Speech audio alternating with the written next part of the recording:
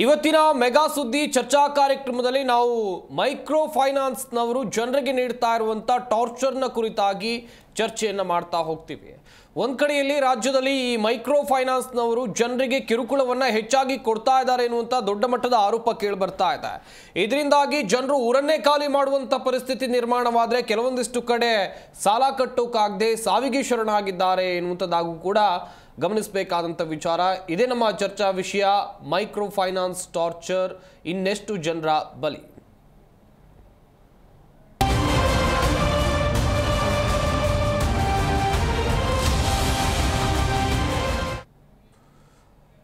Micro finance ಕಂಪನಿಯವರು ಜನರಲ್ಲಿ ಭಯ ಹುಟ್ಟಿಸುವಂತ ಕೆಲಸವನ್ನ ಮಾಡ್ತಾ ಇದ್ದಾರೆ ಎನ್ನುವಂಥದ್ದಾಗಿ ಒಂದಷ್ಟು ದೊಡ್ಡ ಮಟ್ಟದ ಆರೋಪ ಕೇಳಿ ಬರ್ತಾ ಇದೆ. ಫೈನಾನ್ಸ್ನವರ ಕಿರುಕುಳಕ್ಕೆ ಜನರು ಸರಣಿ ಆತ್ಮಹತ್ಯೆಯನ್ನು ಮಾಡ್ಕೊಳ್ತಾ ಇದ್ದಾರೆ. ಮೈಕ್ರೋ ಫೈನಾನ್ಸ್ನವರ ಟಾರ್ಚರ್ಗೆ ಮತ್ತಿಬ್ಬರು ಬಲಿಯಾಗಿದ್ದಾರೆ. ರಾಯಚೂರಿನಲ್ಲಿ ರೈತ, ರಾಮನಗರದಲ್ಲಿ ಒಬ್ಬರು ಮಹಿಳೆ ಸುಸೈಡ್ ಮಾಡಿಕೊಂಡಿದ್ದಾರೆ. ಹಲವು ಜಿಲ್ಲೆಗಳಲ್ಲಿ ಊರನ್ನೇ ತೊರಿತಾ ಇದ್ದಾರೆ. ಚಾಮರಾಜನಗರ ಜಿಲ್ಲೆಯಲ್ಲಿ ಕಳೆದ ವಾರವಷ್ಟೇ ನಾವು ನಿಮಗೆ ಮಾಹಿತಿಯನ್ನು ಕೊಡ್ತಾ ಇದ್ವಿ. ಒಂದೂರಿನ ಜನರೇ ಖಾಲಿ ಮಾಡ್ಕೊಂಡು ಹೋಗಿದ್ದಾರೆ ಅಂತ ಹೇಳಿದ್ರೆ ಅಲ್ಲಿ ಜನರಿಗೆ ಎಷ್ಟರ ಮಟ್ಟಿಗೆ ಟಾರ್ಚರ್ ಅನ್ನ ಮೈಕ್ರೋ ಫೈನಾನ್ಸ್ನವರು ಕೊಟ್ಟಿದ್ದಾರೆ ಎನ್ನುವುದನ್ನು ಕೂಡ ನೀವು ಗಮನಿಸಬೇಕಾಗುತ್ತೆ. ಹಾಗೇನೆ ಈ ಮೈಕ್ರೋ ಫೈನಾನ್ಸ್ನವರು ಸರಿಯಾದ ಮಾರ್ಗಸೂಚಿಗಳನ್ನ ಅಥವಾ ಗೈಡ್ಲೈನ್ಸ್ಗಳನ್ನ ಪಾಲನೆ ಮಾಡ್ತಾ ಇಲ್ವಾ? ಎಷ್ಟು ಬೇಕಾದರೂ ಬಡ್ಡಿ ದರವನ್ನ ಹಾಕಬಹುದಾ? ಮನಸ್ಸೋ ಇಚ್ಛೆ ಬಡ್ಡಿಯನ್ನ ಹಾಕಿ ಸಾಲವನ್ನ ವಸೂಲಿ ಮಾಡ್ಕೊಳ್ತಾ ಇದ್ದಾರಾ ಎನ್ನುವುದಾಗಿ ಸಾಕಷ್ಟು ಪ್ರಶ್ನೆಗಳಿವೆ. ಇನ್ನೊಂದು ಕಡೆಯಲ್ಲಿ ಸಾಲ ಕೊಟ್ಟವರು ಸುಮ್ಮನೆ ಬಿಡೋದಿಲ್ಲ, ಸಾಲವನ್ನ ವಾಪಸ್ ಕೇಳ್ತಾರೆ. ಆದರೆ ಬಡ್ಡಿ ದರ, ಇಂಟ್ರೆಸ್ಟ್ ರೇಟ್ ಅಂತ ನಾವೇನು ಹೇಳ್ತೀವಿ, ಅದು ಸರಿಯಾಗಿರಬೇಕು.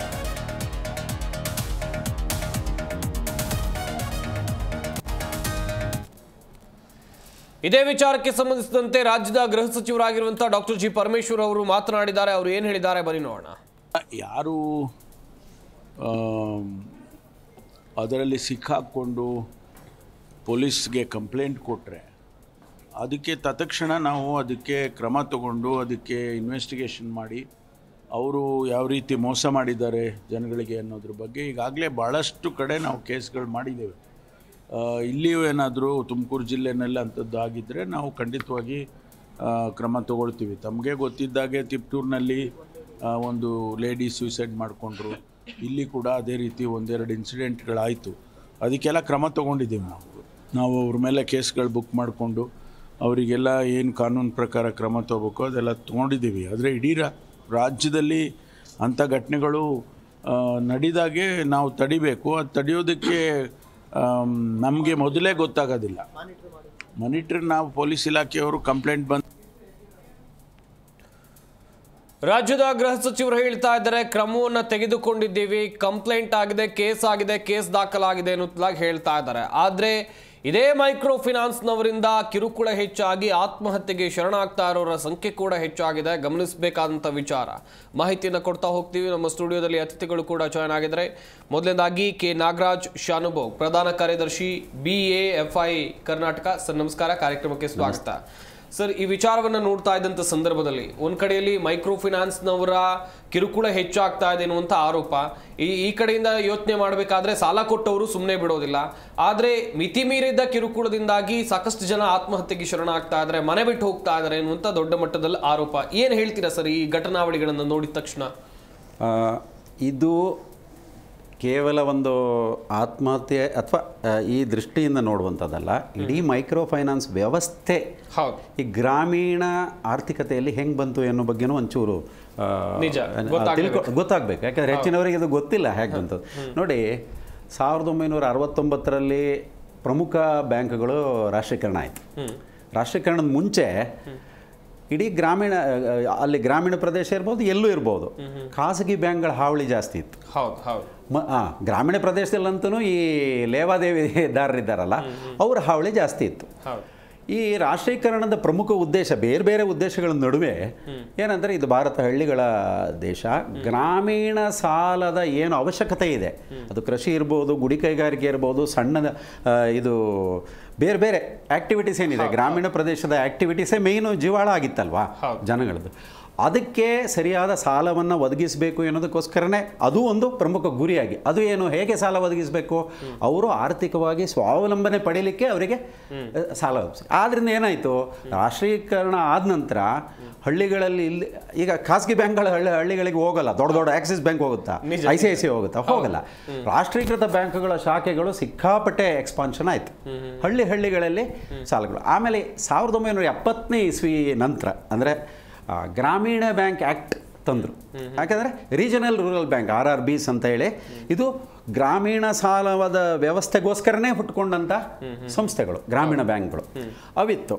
ನಂತರ ನೀವು ಗ್ರಾಮೀಣ ಸಾಲದ ಒಂದು ಕ್ಯಾಟ್ರಿಂಗ್ ಅಂದರೆ ಈ ಸೆಗ್ಮೆಂಟನ್ನು ನೀಡ್ಸನ್ನು ಕ್ಯಾರಿ ಮಾಡಲಿಕ್ಕೆ ಸಹಕಾರಿ ಕ್ಷೇತ್ರ ಒಂದು ದೊಡ್ಡ ಕೊಡುಗೆ ಇದೆ. ಇವೆಲ್ಲವೂ ಇತ್ತು. ಏನಾಯಿತು, 1990ರಲ್ಲಿ ಈ ಹೊಸ ಈ ಬ್ಯಾಂಕಿಂಗ್ ಕ್ಷೇತ್ರದ ಸುಧಾರಣೆ ಅಂತ ಬಂತು.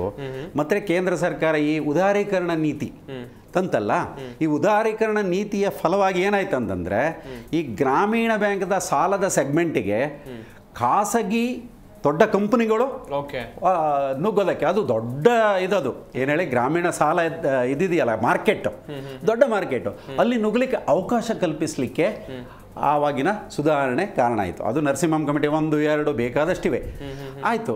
ಹಾಗೆ ಮೈಕ್ರೋ ಫೈನಾನ್ಸ್ ಬಂತು. ಇವತ್ತು ಬಾಂಗ್ಲಾದೇಶದ ಪ್ರಧಾನಮಂತ್ರಿ ಇದ್ದಾರಲ್ಲ, ಯೂನಸ್ ಅಂತ ಹೇಳಿ, ಅವರಿಗೆ ಅದ್ಭುತ ಅಂತ ಹೇಳಬೇಕು, ಐಡಿಯಾನ ಕೊಟ್ಟವ್ರು, ಮೈಕ್ರೋ ಫೈನಾನ್ಸ್ ಐಡಿಯಾನ. ಅವನು ಮೈಕ್ರೋ ಫೈನಾನ್ಸ್ ಮಹಾಪಿತ ಅಂತಲೇ ಅವರನ್ನು ಕರೀತಾರೆ.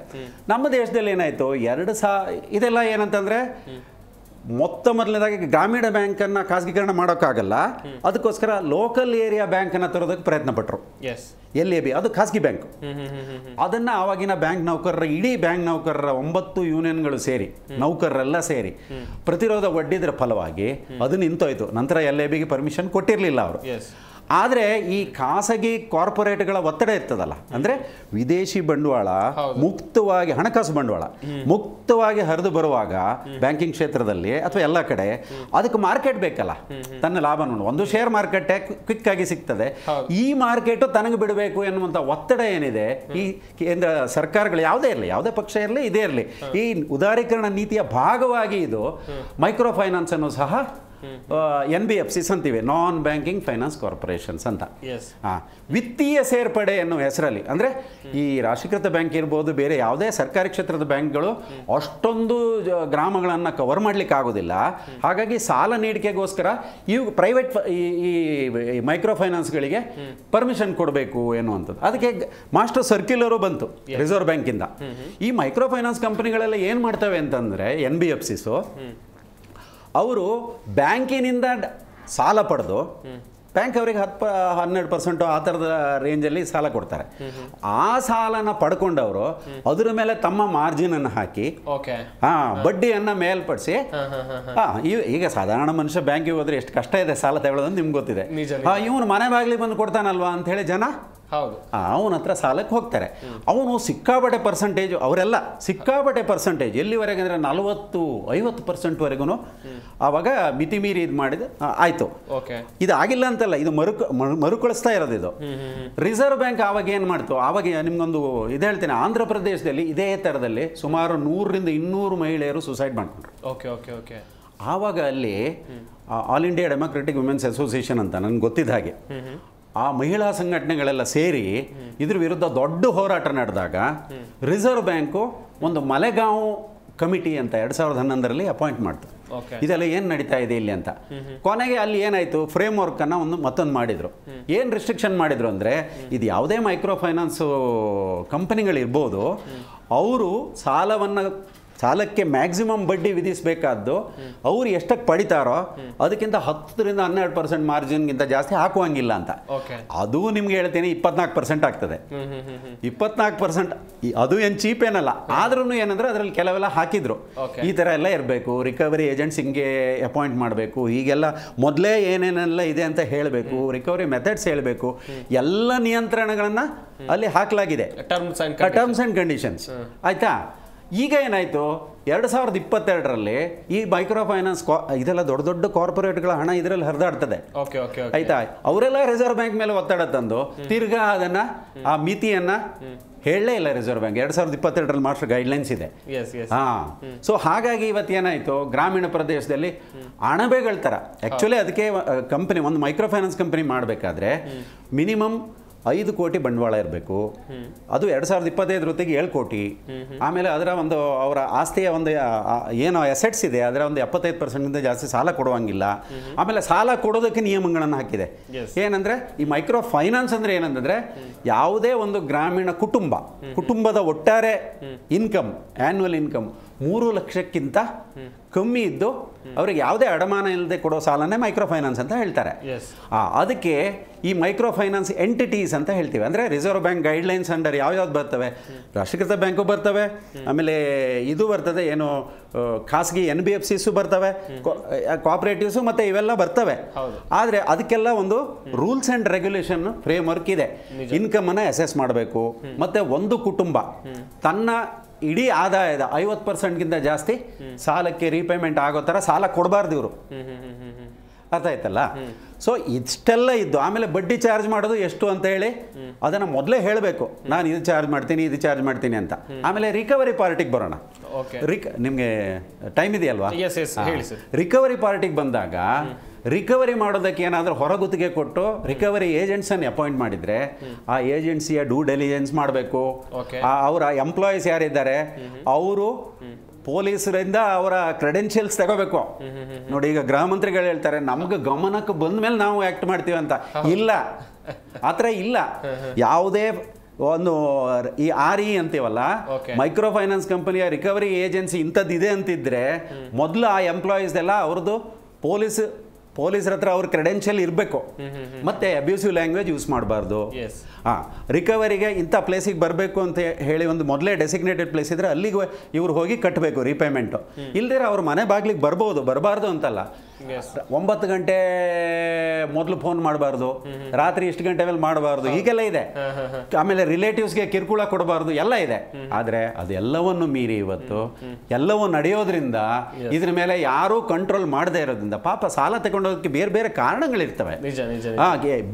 ನಾವು ಹೇಳ್ಬೋದು, ಈಗ ಸ್ತ್ರೀ ಸಬಲೀಕರಣ ಎನ್ನುವ ಪ್ರಶ್ನೆ ಬಂದಾಗ ಸಾಲ ಕಮ್ಮಿ ರೇಟಲ್ಲೇ ಕೊಡೋ ಥರ ಗೌರ್ಮೆಂಟ್ ಫ್ರೇಮ್ವರ್ಕ್ ಮಾಡಬೇಕೇ ವಿನಃ ಈ ಥರ ಖಾಸಗಿ ಬಂಡವಾಳಕ್ಕೆ ಲೂಟಿ ಮಾಡಲಿಕ್ಕೆ ಗ್ರಾಮೀಣ ಕ್ಷೇತ್ರನ ಅವಕಾಶ ಮಾಡಿಕೊಟ್ಟಿದ್ದರ ಫಲವಾಗಿ ಇವತ್ತು ಈ ಥರದ ಒಂದು ಇದನ್ನು ನಾವು ನೋಡ್ತಾ ಇದ್ದೀವಿ. ವೆಲ್ ಸರ್, ವೆಲ್, ತುಂಬ ಚೆನ್ನಾಗಿ ಹೇಳ್ತಾ ಇದ್ರಿ ಸರ್. ಮೈಕ್ರೋ ಫೈನಾನ್ಸ್ನ ಉದ್ದೇಶ ಏನು, ಹುಟ್ಕೊಂಡಿರೋದು ಒಳ್ಳೆ ಕಾಸ್ಗಾಗಿ, ಆದರೆ ಹೋಗ್ತಾ ಇರೋದು ಮಾತ್ರ ಬ್ಯಾಡ್ ಕಾಸ್ಗಾಗಿ ಅನ್ನುವಂಥದ್ದಾಗಿ ಸಾಕಷ್ಟು ವಿಚಾರವನ್ನು ಮಂಡಿಸಿದ್ರೆ. ಹಾಗೆ ನಮ್ಮ ಈ ಚರ್ಚಾ ಕಾರ್ಯಕ್ರಮದಲ್ಲಿ ಮತ್ತೊಬ್ಬರು ಅತಿಥಿ ಜಾಯ್ನ್ ಆಗ್ತಾ ಇದ್ದಾರೆ. ದೇವಿ, ರಾಜ್ಯ ಪ್ರಧಾನ ಕಾರ್ಯದರ್ಶಿ, ಅಖಿಲ ಭಾರತ ಜನವಾದಿ ಮಹಿಳಾ ಸಂಘ. ಮೇಡಮ್ ನಮಸ್ಕಾರ, ಕಾರ್ಯಕ್ರಮಕ್ಕೆ ಸ್ವಾಗತ.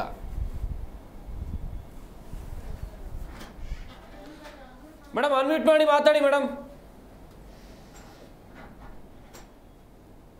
ಮೇಡಮ್ ಒಂದು ಧ್ವನಿ ಕೇಳ್ತಾ ಇದೆಯಾ?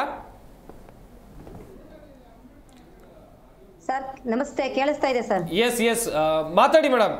ಒಂದ್ ಕಡೆಯಲ್ಲಿ ರಾಜ್ಯದಲ್ಲಿ ನಡೀತಾ ಇರುವಂತ ಮೈಕ್ರೋ ಫೈನಾನ್ಸ್ನವರ ಹಾವಳಿ, ಒಂದಷ್ಟು ಜನ ಈಗ ನೇಣಿಗೆ ಕೊರಳೊಡ್ಡಿದ್ದಾರೆ, ಮತ್ತೊಂದಿಷ್ಟು ಜನ ಊರೇ ಬಿಟ್ಟು ಹೋಗಿದ್ದಾರೆ. ಏನು ಹೇಳ್ತೀರಾ ಮೇಡಮ್ ಈ ವಿಚಾರವಾಗಿ?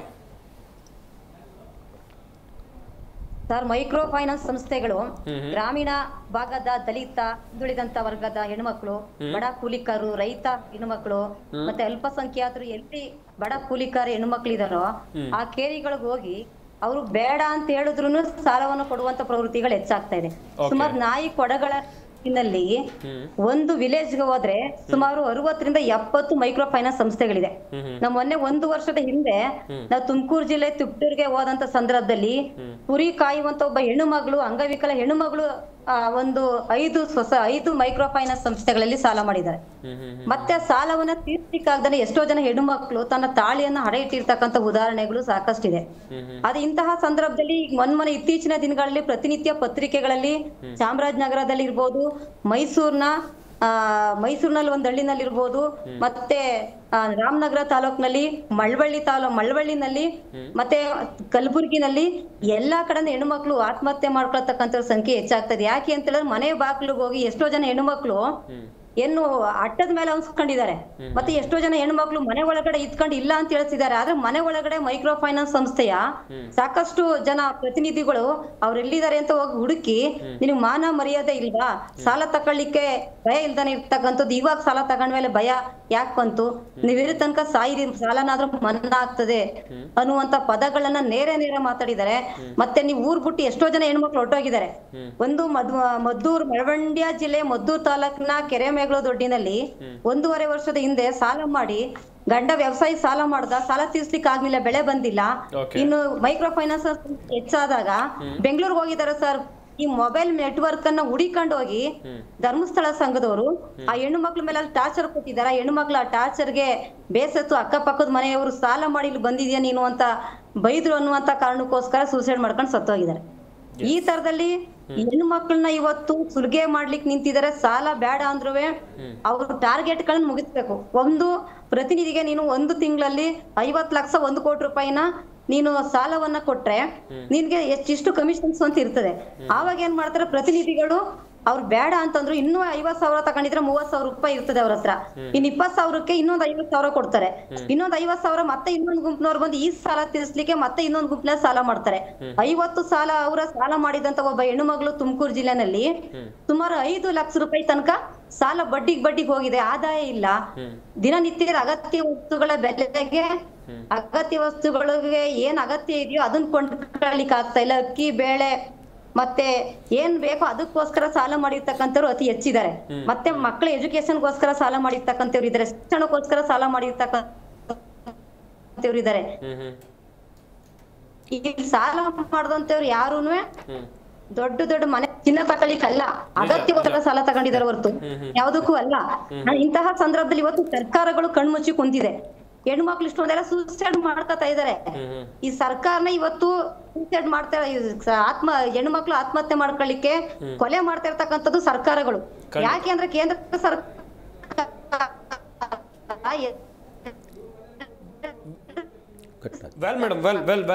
ಮುಂದಿನ ಹಂತದಲ್ಲಿ ಮಾಹಿತಿಯನ್ನ ಪಡ್ಕೊಳ್ತಾ 14 ಹಿಂದೆ ಬರೀ 40% ಇಂಡಿಯಾದ ಮುಖಾಂತರ ಈ ಮೈಕ್ರೋ ಫೈನಾನ್ಸ್ ಸಂಸ್ಥೆಗಳೇ bank. Yes madam, yes Shanmukh sir ಈಗ ಅವರು ಹೇಳ್ತಾ ಇದ್ರು, ಎಕ್ಸ್ಪ್ಲೇನ್ ಮಾಡ್ತಾ ಇದ್ರು ಕೆಲವೊಂದಿಷ್ಟು ಗ್ರಾಮೀಣ ಭಾಗದಲ್ಲಿ ಅಂತೇಳಿ. ನಾನು ಆಗ್ಲೂ ಕೂಡ ಮೆನ್ಷನ್ ಮಾಡಿದೆ, ಸಾಲ ಕೊಟ್ಟವ್ರು ಸುಮ್ಮನೆ ಬಿಡಲ್ಲ. ಅದು ರಾಷ್ಟ್ರೀಕೃತ ಬ್ಯಾಂಕ್ ಆಗಿರ್ಬಹುದು, ಲೋಕಲ್ ಬ್ಯಾಂಕ್ ಆಗಿರ್ಬಹುದು, ಮೈಕ್ರೋ ಫೈನಾನ್ಸ್ ಅವರು ಆಗಿರ್ಬಹುದು, ಎಲ್ಲದಕ್ಕೂ ಒಂದು ರಿಕವರಿ ಡಿಪಾರ್ಟ್ಮೆಂಟ್ ಅಂತ ಇರುತ್ತೆ ಅಂತೇಳಿ. ಆದ್ರೆ ಈ ರಿಕವರಿ ಡಿಪಾರ್ಟ್ಮೆಂಟ್ ಅವರು ಕೊಡ್ತಾ ಇರುವಂತ ಟಾರ್ಚರ್ ಹೆಚ್ಚಾಗ್ತಾ ಇದೆ, ಹೇಗೆ ಸರ್? ಅದೇನೆ ಅವ್ರು ಹೇಳಿದ್ರಲ್ಲ ಯಾವ್ಯಾವ ಥರ ಟಾರ್ಚರ್ ಕೊಡ್ತಾರೆ ಅಂತ. ನಾನು ಆವಾಗಲೇ ಹೇಳಿದೆ, ರಿಕವರಿ ಮಾಡೋದಕ್ಕೆ ಇಂಥ ವಿಧಾನ ಇದೆ ಅನ್ನೋದನ್ನು ಪಬ್ಲಿಷ್ ಮಾಡಬೇಕು. Okay, yes, obviously. ಮತ್ತು ರಿಕವರಿ ಏಜೆಂಟ್ಸ್ ಬಾಯಿ ಬಂದಂಗೆ ಮನೆಗೆಲ್ಲ ನುಗ್ಗಿ ಇದು ಟಾರ್ಚರ್ ಮಾಡುವಂಗೆ ಇಲ್ಲ. ಹೌದು. ಸೊ ಅಂಥ ಒಂದು ಸಿಚುವೇಷನಲ್ಲಿ ಇವರು ಏನು ಮಾಡ್ತಾ ಇದ್ದಾರೆ ಅಂತಂದರೆ, ಒಂದು ಮೈಕ್ರೋ ನೋಡಿ ಮಾರ್ಕೆಟನ್ನು ಅವ್ರು ಹೆಂಗೆ ಮಾಡ್ಕೊಳ್ತಾರೆ ಅಂದರೆ, ಒಂದು ಮೈಕ್ರೋ ಫೈನಾನ್ಸ್ ಕಂಪ್ನಿ ಸಾಲ ಇವರು ತೀರ್ಸಲ್ಲ ಅಂದ್ಕೊಳ್ಳಿ, ಇನ್ನೊಬ್ಬ ಬಂದು ಅದನ್ನು ತೀರಿಸೋದಕ್ಕೆ ಸಾಲ ಕೊಡ್ತಾರೆ. ಅದು ಇದೆ, ಅದು ನಡೀತದೆ. ಆಮೇಲೆ ಆ ರಿಕವರಿ ಏಜೆಂಟ್ಸು ತಗೊಂಡು ಹೋದ ದುಡ್ಡಿದೆಯಲ್ಲ, ಕರೆಕ್ಟಾಗಿ ಇವ್ರಿಗೆ ಅಕೌಂಟಿಗೆ ಕಟ್ಟಿದಾರಾ ಇಲ್ವಾ ಅಂತ ಎಲ್ಲೂ ಅವರಿಗೆ ಗೊತ್ತಾಗೋದಿಲ್ಲ. ಹಾಗಾಗಿ ಏನಾಗಿದೆ ಗೊತ್ತಾ, ಇವರು ಕಟ್ಟಿದಷ್ಟು ಅಲ್ಲಿ ಸಾಲ ತೀರೋದೇ ಇಲ್ಲ. ಇದು ಒಂಥರ ಏನಂತಾರೆ, ದರೋಡನೆ. ನಿಜ. ಆಯ್ತಾ? ಎಷ್ಟು ಕಂಪ್ಲೇಂಟ್ಸ್ಗಳು ಇದ್ರ ಮೇಲೆ ಇವೆ ಅಂತಂದರೆ, ಈ ಥರ ಈಗ ಬ್ಯಾಂಕಿಗೆ ಆದರೆ ಹಾಗಾಗೋದಿಲ್ಲ. ಕೋಆಪರೇಟಿವ್ ಬ್ಯಾಂಕ್ ಇರ್ಬೋದು, ಗ್ರಾಮೀಣ ಬ್ಯಾಂಕ್ ಇರ್ಬೋದು, ನಾನು ಬ್ಯಾಂಕಿಗೆ ಕೊಡಬೇಕು, ನನ್ನ ಅಕೌಂಟಿಗೆ ನನಗೆ ಪಾಸ್ ಶೀಟ್ ಕೊಡ್ತಾರೆ. ಇಲ್ಲಿ ಕೊಡಬೇಕು ಅಂತಿದೆ, ಇವರಿಗೆ ಸಾಲ ಕೊಟ್ಟ ತಕ್ಷಣ ಇಷ್ಟು ಸಾಲ, ಇಷ್ಟು ಬಡ್ಡಿ, ಮಂತ್ಲಿ ಇಷ್ಟಿಷ್ಟು ಬರ್ತದೆ, ಇಷ್ಟು ನಾನು ಈ ಪ್ರೊಸೆಸಿಂಗ್ ಫೀಸ್ ಹಾಕಿದ್ದೀನಿ, ಇಷ್ಟು ಬೇರೆ ಬೇರೆ ಫೀಸ್ ಹಾಕಿದ್ದೀನಿ ಅಂತ. ಇವರು ಯಾವುದೂ ಹೇಳಲ್ಲ. ಅದು ನಿಮಗೆ ಇದರ ಮ್ಯೂಚುವಲ್ ಫಂಡ್ ಇದರಲ್ಲಿ ಇಷ್ಟು ಸಣ್ಣದ್ರಲ್ಲಿ ಇನ್ಸ್ಟ್ರಕ್ಷನ್ ಇರ್ತದಲ್ಲ, ಕೊನೆಯಾಗಿರ್ತದೆ ಮಾರ್ಕೆಟ್ ರಿಸ್ಕಿಗೆ ಇದು ಇದಾಗಿದೆ ಅಂತೇಳಿ. ಆ ಥರ ಪಾಪ ಸಾಲ ಬೇಕಾದವ್ರು ಎಲ್ಲಿ ಬೇಕಾದ್ರೂ ರುಜು ಹಾಕೊಂಡು ಸೈನ್ ಹಾಕೊಂಡು ಇದು ಮಾಡ್ತಾರೆ. ಸೊ ಈ ಥರದಲ್ಲಿ ಈಗ ಹೆಚ್ಚಿನ ಹಿಂಸೆ ನಡೀತಾ ಇರೋದು ಒಂದು ಬಡ್ಡಿ, ಸಿಕ್ಕಾಪಟ್ಟೆ ಬಡ್ಡಿ ಚಾರ್ಜ್ ಮಾಡೋದ್ರಿಂದ. ಅದಕ್ಕೆ ಅನಿಯಂತ್ರಿತ ಅಂತ. ಈಗ ನೋಡಿ, ಮೀಟರ್ ಬಡ್ಡಿಗೆ ಒಂದು ಆಕ್ಟ್ ಇದೆ ನಮ್ಮಲ್ಲಿ, ಹೌದಾ? ಫೈನಾನ್ಸ್ ಅವರು ಮೀಟರ್ ಬಡ್ಡಿ ಹಾಕುವಂಗಿಲ್ಲ, ಅವ್ರ ಮೇಲೆ ಕೇಸ್ ಹಾಕಬೇಕು ಅಂತ. ಇಲ್ಲಿ ಕಂಟ್ರೋಲ್ ಯಾಕಿಲ್ಲ? RBI ಗೈಡ್ಲೈನ್ಸ್ ಇದ್ರು ಕಂಟ್ರೋಲ್ ಯಾಕೆ ಮಾಡ್ತಾ ಇಲ್ಲ? ಇದನ್ನು ಮೇಲುಸ್ತುವಾರಿ ನೋಡ್ಕೊಳ್ಳಿಕ್ಕೆ ಯಾಕೆ ಇದಿಲ್ಲ? ಅಲ್ಲ, ಇವೆಲ್ಲ ಸರ್ಕಾರದ ಒಂದು ಇದು ಯಾಕಿಲ್ಲ ಅಂತಂದ್ರೆ, ಇದು ಈ ಎಲ್ಲ ಸರ್ಕಾರಗಳು ಪಕ್ಷಾತೀತವಾಗಿ ನಾನು ಹೇಳ್ತೀನಿ, ಎಲ್ಲರೂ ಏನಂತಂದ್ರೆ, ಬಹುಶಃ ಎಷ್ಟು ರಾಜಕಾರಣಿಗಳ ದುಡ್ಡು ಅದರಲ್ಲಿ ಇರ್ಬೋದು, ಅದು ಆ ಅನುಮಾನನೂ ನನಗಿದೆ. ಆಯ್ತಾ? ಎಲ್ಲ ಏನಂದರೆ ಇವರಿಗೆ ಪೊಲಿಟಿಕಲ್ ಫಂಡಿಂಗು ಎಲ್ಲ ಬರ್ತಾ ಇರೋದು ದೊಡ್ಡ ದೊಡ್ಡ ಬಂಡವಾಳಗಾರರಿಂದ. ಒಂದು ಮಾತಿದೆ ನಿಮಗೆ ಹೇಳ್ತೀನಿ, ನಾವು ಯಾವಾಗಲೂ ಹೇಳ್ತಾ ಇರ್ತೇವೆ, ಇವತ್ತು ಇಡೀ ಬ್ಯಾಂಕಿಂಗ್ ವ್ಯವಸ್ಥೆಯಲ್ಲಿ 70,000 ಕೋಟಿ, ಲಕ್ಷ ಕೋಟಿ, 40,000 ಕೋಟಿ ಸಾಲ ಮಾಡಿ ಅವರು ಸಾಲ ಮನ್ನಾ ಆಗುತ್ತೆ. ಅಂದರೆ ಬಡವ ಸಾಲ ತಗೊಂಡ್ರೆ ಅವನು ಸಾಯ್ತಾನೆ, ಶ್ರೀಮಂತ ಅಂದರೆ ಅತ್ಯಂತ ಶ್ರೀಮಂತ ಈ ಕಾರ್ಪೊರೇಟ್ಸ್ಗಳಲ್ಲಿ ಸಾಲ ತಗೊಂಡ್ರೆ ಏನಾಗ್ತದೆ, ಬ್ಯಾಂಕ್ ಸಾಯ್ತದೆ. ಓಕೆ, ಅರ್ಥ ಆಯ್ತಾ? ನೋಡಿ, ಅಂಥ ವ್ಯವಸ್ಥೆ ನಮ್ಮಲ್ಲಿದೆ. ಹಾಗಾಗಿ ಇದನ್ನು ಸಮಗ್ರವಾಗಿ ನೋಡಿ ಏನಾಗುತ್ತೆ, ಗ್ರಾಮೀಣ ಹೌಸ್ ಹೋಲ್ಡ್ ನೀಡ್ಸ್ ಏನು ಎನ್ನುವುದನ್ನು ಸರ್ಕಾರ ಅನಾಲಿಸಿಸ್ ಮಾಡಬೇಕು. ಅವರಿಗೆ ಅದನ್ನು ಕಮ್ಮಿ ಬಡ್ಡಿ ದರದಲ್ಲಿ ಸಾಲ ಸಿಗುವಂಥ ವ್ಯವಸ್ಥೆ ಮಾಡಬೇಕು. ಅದು ಮಾಡಬೇಕಾದ್ರೆ ಗ್ರಾಮೀಣ ಬ್ಯಾಂಕು ಮತ್ತು ಈ ಸರ್ಕಾರಿ ಕ್ಷೇತ್ರದ ಬ್ಯಾಂಕುಗಳನ್ನು ಇನ್ನಷ್ಟು ಬಲಪಡಿಸ್ಬೇಕು. ಕೋಆಪರೇಟಿವ್ ಸೆಕ್ಟರನ್ನು ನೋಡಿ, ನಬಾರ್ಡ್ ಇತ್ತೀಚೆಗೆ ಒಂದು ಕಂಪ್ಲೇಂಟ್ ಬಂತ, ನಮ್ಮ ರಾಜ್ಯದ್ದೇ ಕಂಪ್ಲೇಂಟ್ ಇದೆಯಲ್ಲ, ನಬಾರ್ಡ್ ನಮಗೆ ಬೇಕಾದಷ್ಟು ಕೊಡ್ತಾ ಇಲ್ಲ ಸಾಲನ ಅಂತ. ಎಲ್ಲ ರೀತಿಯಲ್ಲೂ ಈಗ ಏನಾಗಿದೆ, ಈ ಸರ್ಕಾರಿ ಸಾಲದ ಒಂದು ವಿತರಣಾ ಸಂಸ್ಥೆಗಳೇನಿವೆ, ಬ್ಯಾಂಕ್ಗಳು, ಎಲ್ಲ ಬ್ಯಾಂಕ್ಗಳೆಲ್ಲ ಸೇರಿ ಗ್ರಾಮೀಣ ಪ್ರದೇಶದಿಂದ ವಿಮುಖರಾಗ್ತಾ ಇದ್ದಾರೆ. ಒಂದು ಕಡೆ ಖಾಸಗೀಕರಣ, ಖಾಸಗೀಕರಣ ಅಂದರೆ ಬ್ಯಾಂಕಿಂದ ಖಾಸಗೀಕರಣದ ಮಸೂದೆ ಈಗಾಗಲೇ ಇದೆ, 51%ಗೆ ಇಳಿಸ್ಬಿಟ್ಟಿದ್ದಾರೆ. ನಾಳೆ ಇನ್ನೂ ಅದಕ್ಕೂ ಕಮ್ಮಿ ಬಂದಾಗ ಈ ಬ್ಯಾಂಕ್ಗಳು ಖಾಸಗಿ ಬ್ಯಾಂಕ್ಗಳ ಥರನೇ ಮೈಕ್ರೋ ಫೈನಾನ್ಸ್ಗಳ ಥರನೇ ಆಗೋದ್ರಲ್ಲಿ ಯಾವುದೇ ಇದಿಲ್ಲ, ಅನುಮಾನ ಇಲ್ಲ. ಸೊ ಇದು ಒಟ್ಟಾರೆಯಾಗಿ ಏನಾಗಿದೆ, ಈ ಆರ್ಥಿಕ ನೀತಿಯ ಭಾಗವಾಗಿ ಬಂದು ಕೊನೆಗೆ ಇದು ಏನಂತಂದ್ರೆ, ಇದ್ರ ಲಾಭ ಪಡೆಯೋರು ಇವರು ಯಾರು, ಈ ರೈಟ್ ಆಫ್ ಇದ್ದಾರಲ್ಲ ದೊಡ್ಡ ದೊಡ್ಡ ಕಾರ್ಪೊರೇಟ್ಗಳು. ಅದರ ಇನ್ನೊಂದು ದಿವಸ ಆ ಚರ್ಚೆನೇ ಮಾಡೋಣಂತೆ ನಿಮ್ಮದೇ ಸ್ಟುಡಿಯೋದಲ್ಲಿ. ಬಟ್ ಸಾಯ್ತಾ ಇರೋದು ಬಡ ಜನತೆ. ನಿಜ ನಿಜ. ಅವರು ಸಾಲ ಮಾಡಿರೋದು ಏನಂತಂದ್ರೆ ಅಲ್ಲಿ ಗ್ರಾಮೀಣ ಇನ್ಕಮ್ಮೇ ಕಮ್ಮಿ ಇದೆ. ಅದಕ್ಕೆ ಸರಿಯಾದ ಪರಿಹಾರ ಕೊಡಬೇಕು. ಈ ದೇಶದ ಪ್ರಜೆಯಾಗಿ ಅದು ಅವರ ಹಕ್ಕು. ನಾವು ಎಷ್ಟಾಗ್ಬೋದ್ರಿ ಅವ್ರು ಪಡೆಯುವಂತ ಸಾಲಕ್ಕೂ, ದೊಡ್ಡ ಉದ್ಯಮಿ ಪಡೆಯುವಂತ, ವಿದೇಶಕ್ಕೆ ಓಡ ಹೋಗುವಂತ ಉದ್ಯಮಿ ಮೋಸ ಮಾಡುವಂತವನಿಗೆ ಈ ಜನತೆಗೆ ಸರ್ಕಾರ ಧಾವಿಸಬೇಕು. ಇವರೇ ತಾನೇ ನಿಮ್ಗೆ ಓಟ್ ಹಾಕಿ ಸರ್ಕಾರ ತರದ್ದು, ಇವರೇ ತಾನೇ ದೇಶದ ದುಡಿಮೆಗೆ ಸಂಪತ್ತನ್ನು ಸೃಷ್ಟಿ ಮಾಡೋರು. ರಾಜ್ಯದಲ್ಲಿ ಮೈಕ್ರೋ ಫೈನಾನ್ಸ್ನವರ ಹಾವಳಿ ದಿನದಿಂದ ದಿನಕ್ಕೆ ಹೆಚ್ಚಳ ಆಗ್ತಾ ಇದೆ ಎನ್ನುವಂತ ವಿಚಾರದ ಕುರಿತು ನಾವು ನಿಮಗೆ ಮಾಹಿತಿಯನ್ನ ಕೊಡ್ತಾ ಇದ್ವಿ. ಮೈಸೂರು, ಚಾಮರಾಜನಗರ, ರಾಮನಗರ ಹಾಗೇನೆ ರಾಯಚೂರಿನಲ್ಲಿ ಈಗಾಗಲೇ ಒಂದಷ್ಟು ಜನ ಸಾವಿಗೆ ಶರಣಾಗಿದ್ದಾರೆ. ಅವಾಚ್ಯ ಶಬ್ದಗಳಿಂದ ಲೋನ್ ರಿಕವರಿಗೆ ಬಂದವರು ನಿಂದಿಸ್ತಾರೆ, ಕೆಟ್ಟ ಕೆಟ್ಟ ಮಾತುಗಳಿಂದ ಬೈತಾರೆ. ಇದರಿಂದ ಕೆಲವೊಂದಿಷ್ಟು ಜನ ಸಾಲ ತೀರ್ಸೋಕಾಗದೆ ಊರನ್ನೇ ಬಿಟ್ಟು ಹೋಗ್ತಾ ಇದ್ದಾರೆ. ಈ ರೀತಿಯಾದಂಥ ಪ್ರಕರಣಗಳು ಹೆಚ್ಚಾಗ್ತಾ ಇರೋದು ಯಾಕೆ? ಸರ್ಕಾರ ಯಾಕೆ ಸುಮ್ಮನೆ ಇದನ್ನೆಲ್ಲ ನೋಡ್ಕೊಂಡು ಕೂತಿದೆ?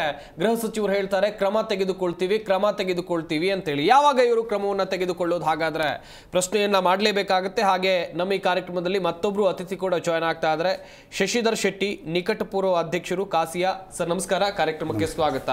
ಸರ್, ಗಮನಿಸಿದ್ರಿ ರಾಜ್ಯದಲ್ಲಿ ಆಗ್ತಾ ಇರುವಂತ ಪ್ರಕರಣಗಳ ಬಗ್ಗೆ ನಾನು ಈಗ ಹೇಳ್ತಾ ಇದ್ದೆ, ಎಲ್ಲೆಲ್ಲಿ ಏನೇನ ಆಗಿದೆ ಅಂತೇಳಿ. ನಿಜಕ್ಕೂ ಕೂಡ ಈ ರೀತಿಯಾಗಿ ಮೈಕ್ರೋ ಫೈನಾನ್ಸ್ನವರು ನಡ್ಕೊಳ್ತಾ ಇರೋದು ಸರಿನಾ ಸರ್? ಮೈಕ್ರೋ ಫೈನಾನ್ಸ್ ಅಂತಲ್ಲ ಸರ್, ಎಲ್ಲ ಫೈನಾನ್ಸ್ ಕಂಪ್ನಿಗಳು ಅದೇ ಥರ ನಡ್ಕೊಳ್ಳೋದು. Micro finance and private financiers. ಈ ಮೈಕ್ರೋ ಫೈನಾನ್ಸ್ ಪರ್ಪಸ್ ಏನು, ಅದು ಸ್ಟಾರ್ಟ್ ಆದಾಗ ಅದನ್ನು ಪ್ರೈವೇಟ್ ಸೆಕ್ಟರಿಗೆ ಬಿಸ್ನೆಸ್ ಮಾಡ್ಯೂಲ್ ಆಗಿ ಅದನ್ನು ಕೊಟ್ಟಿದ್ದು ಒಂದು ತಪ್ಪಿದೆ. ಅದನ್ನು it should have been supporting self help ಗ್ರೂಪ್ಗಳು ಅವರವರೇ ಸಾಲ ರಿಕವರಿ ಮಾಡ್ಕೊತಾರೆ. ಹಾಗೆಲ್ಲ ಸ್ಟಾರ್ಟಿಂಗಲ್ಲಿ ಕಾನ್ಸೆಪ್ಟ್ ಚೆನ್ನಾಗಿತ್ತು.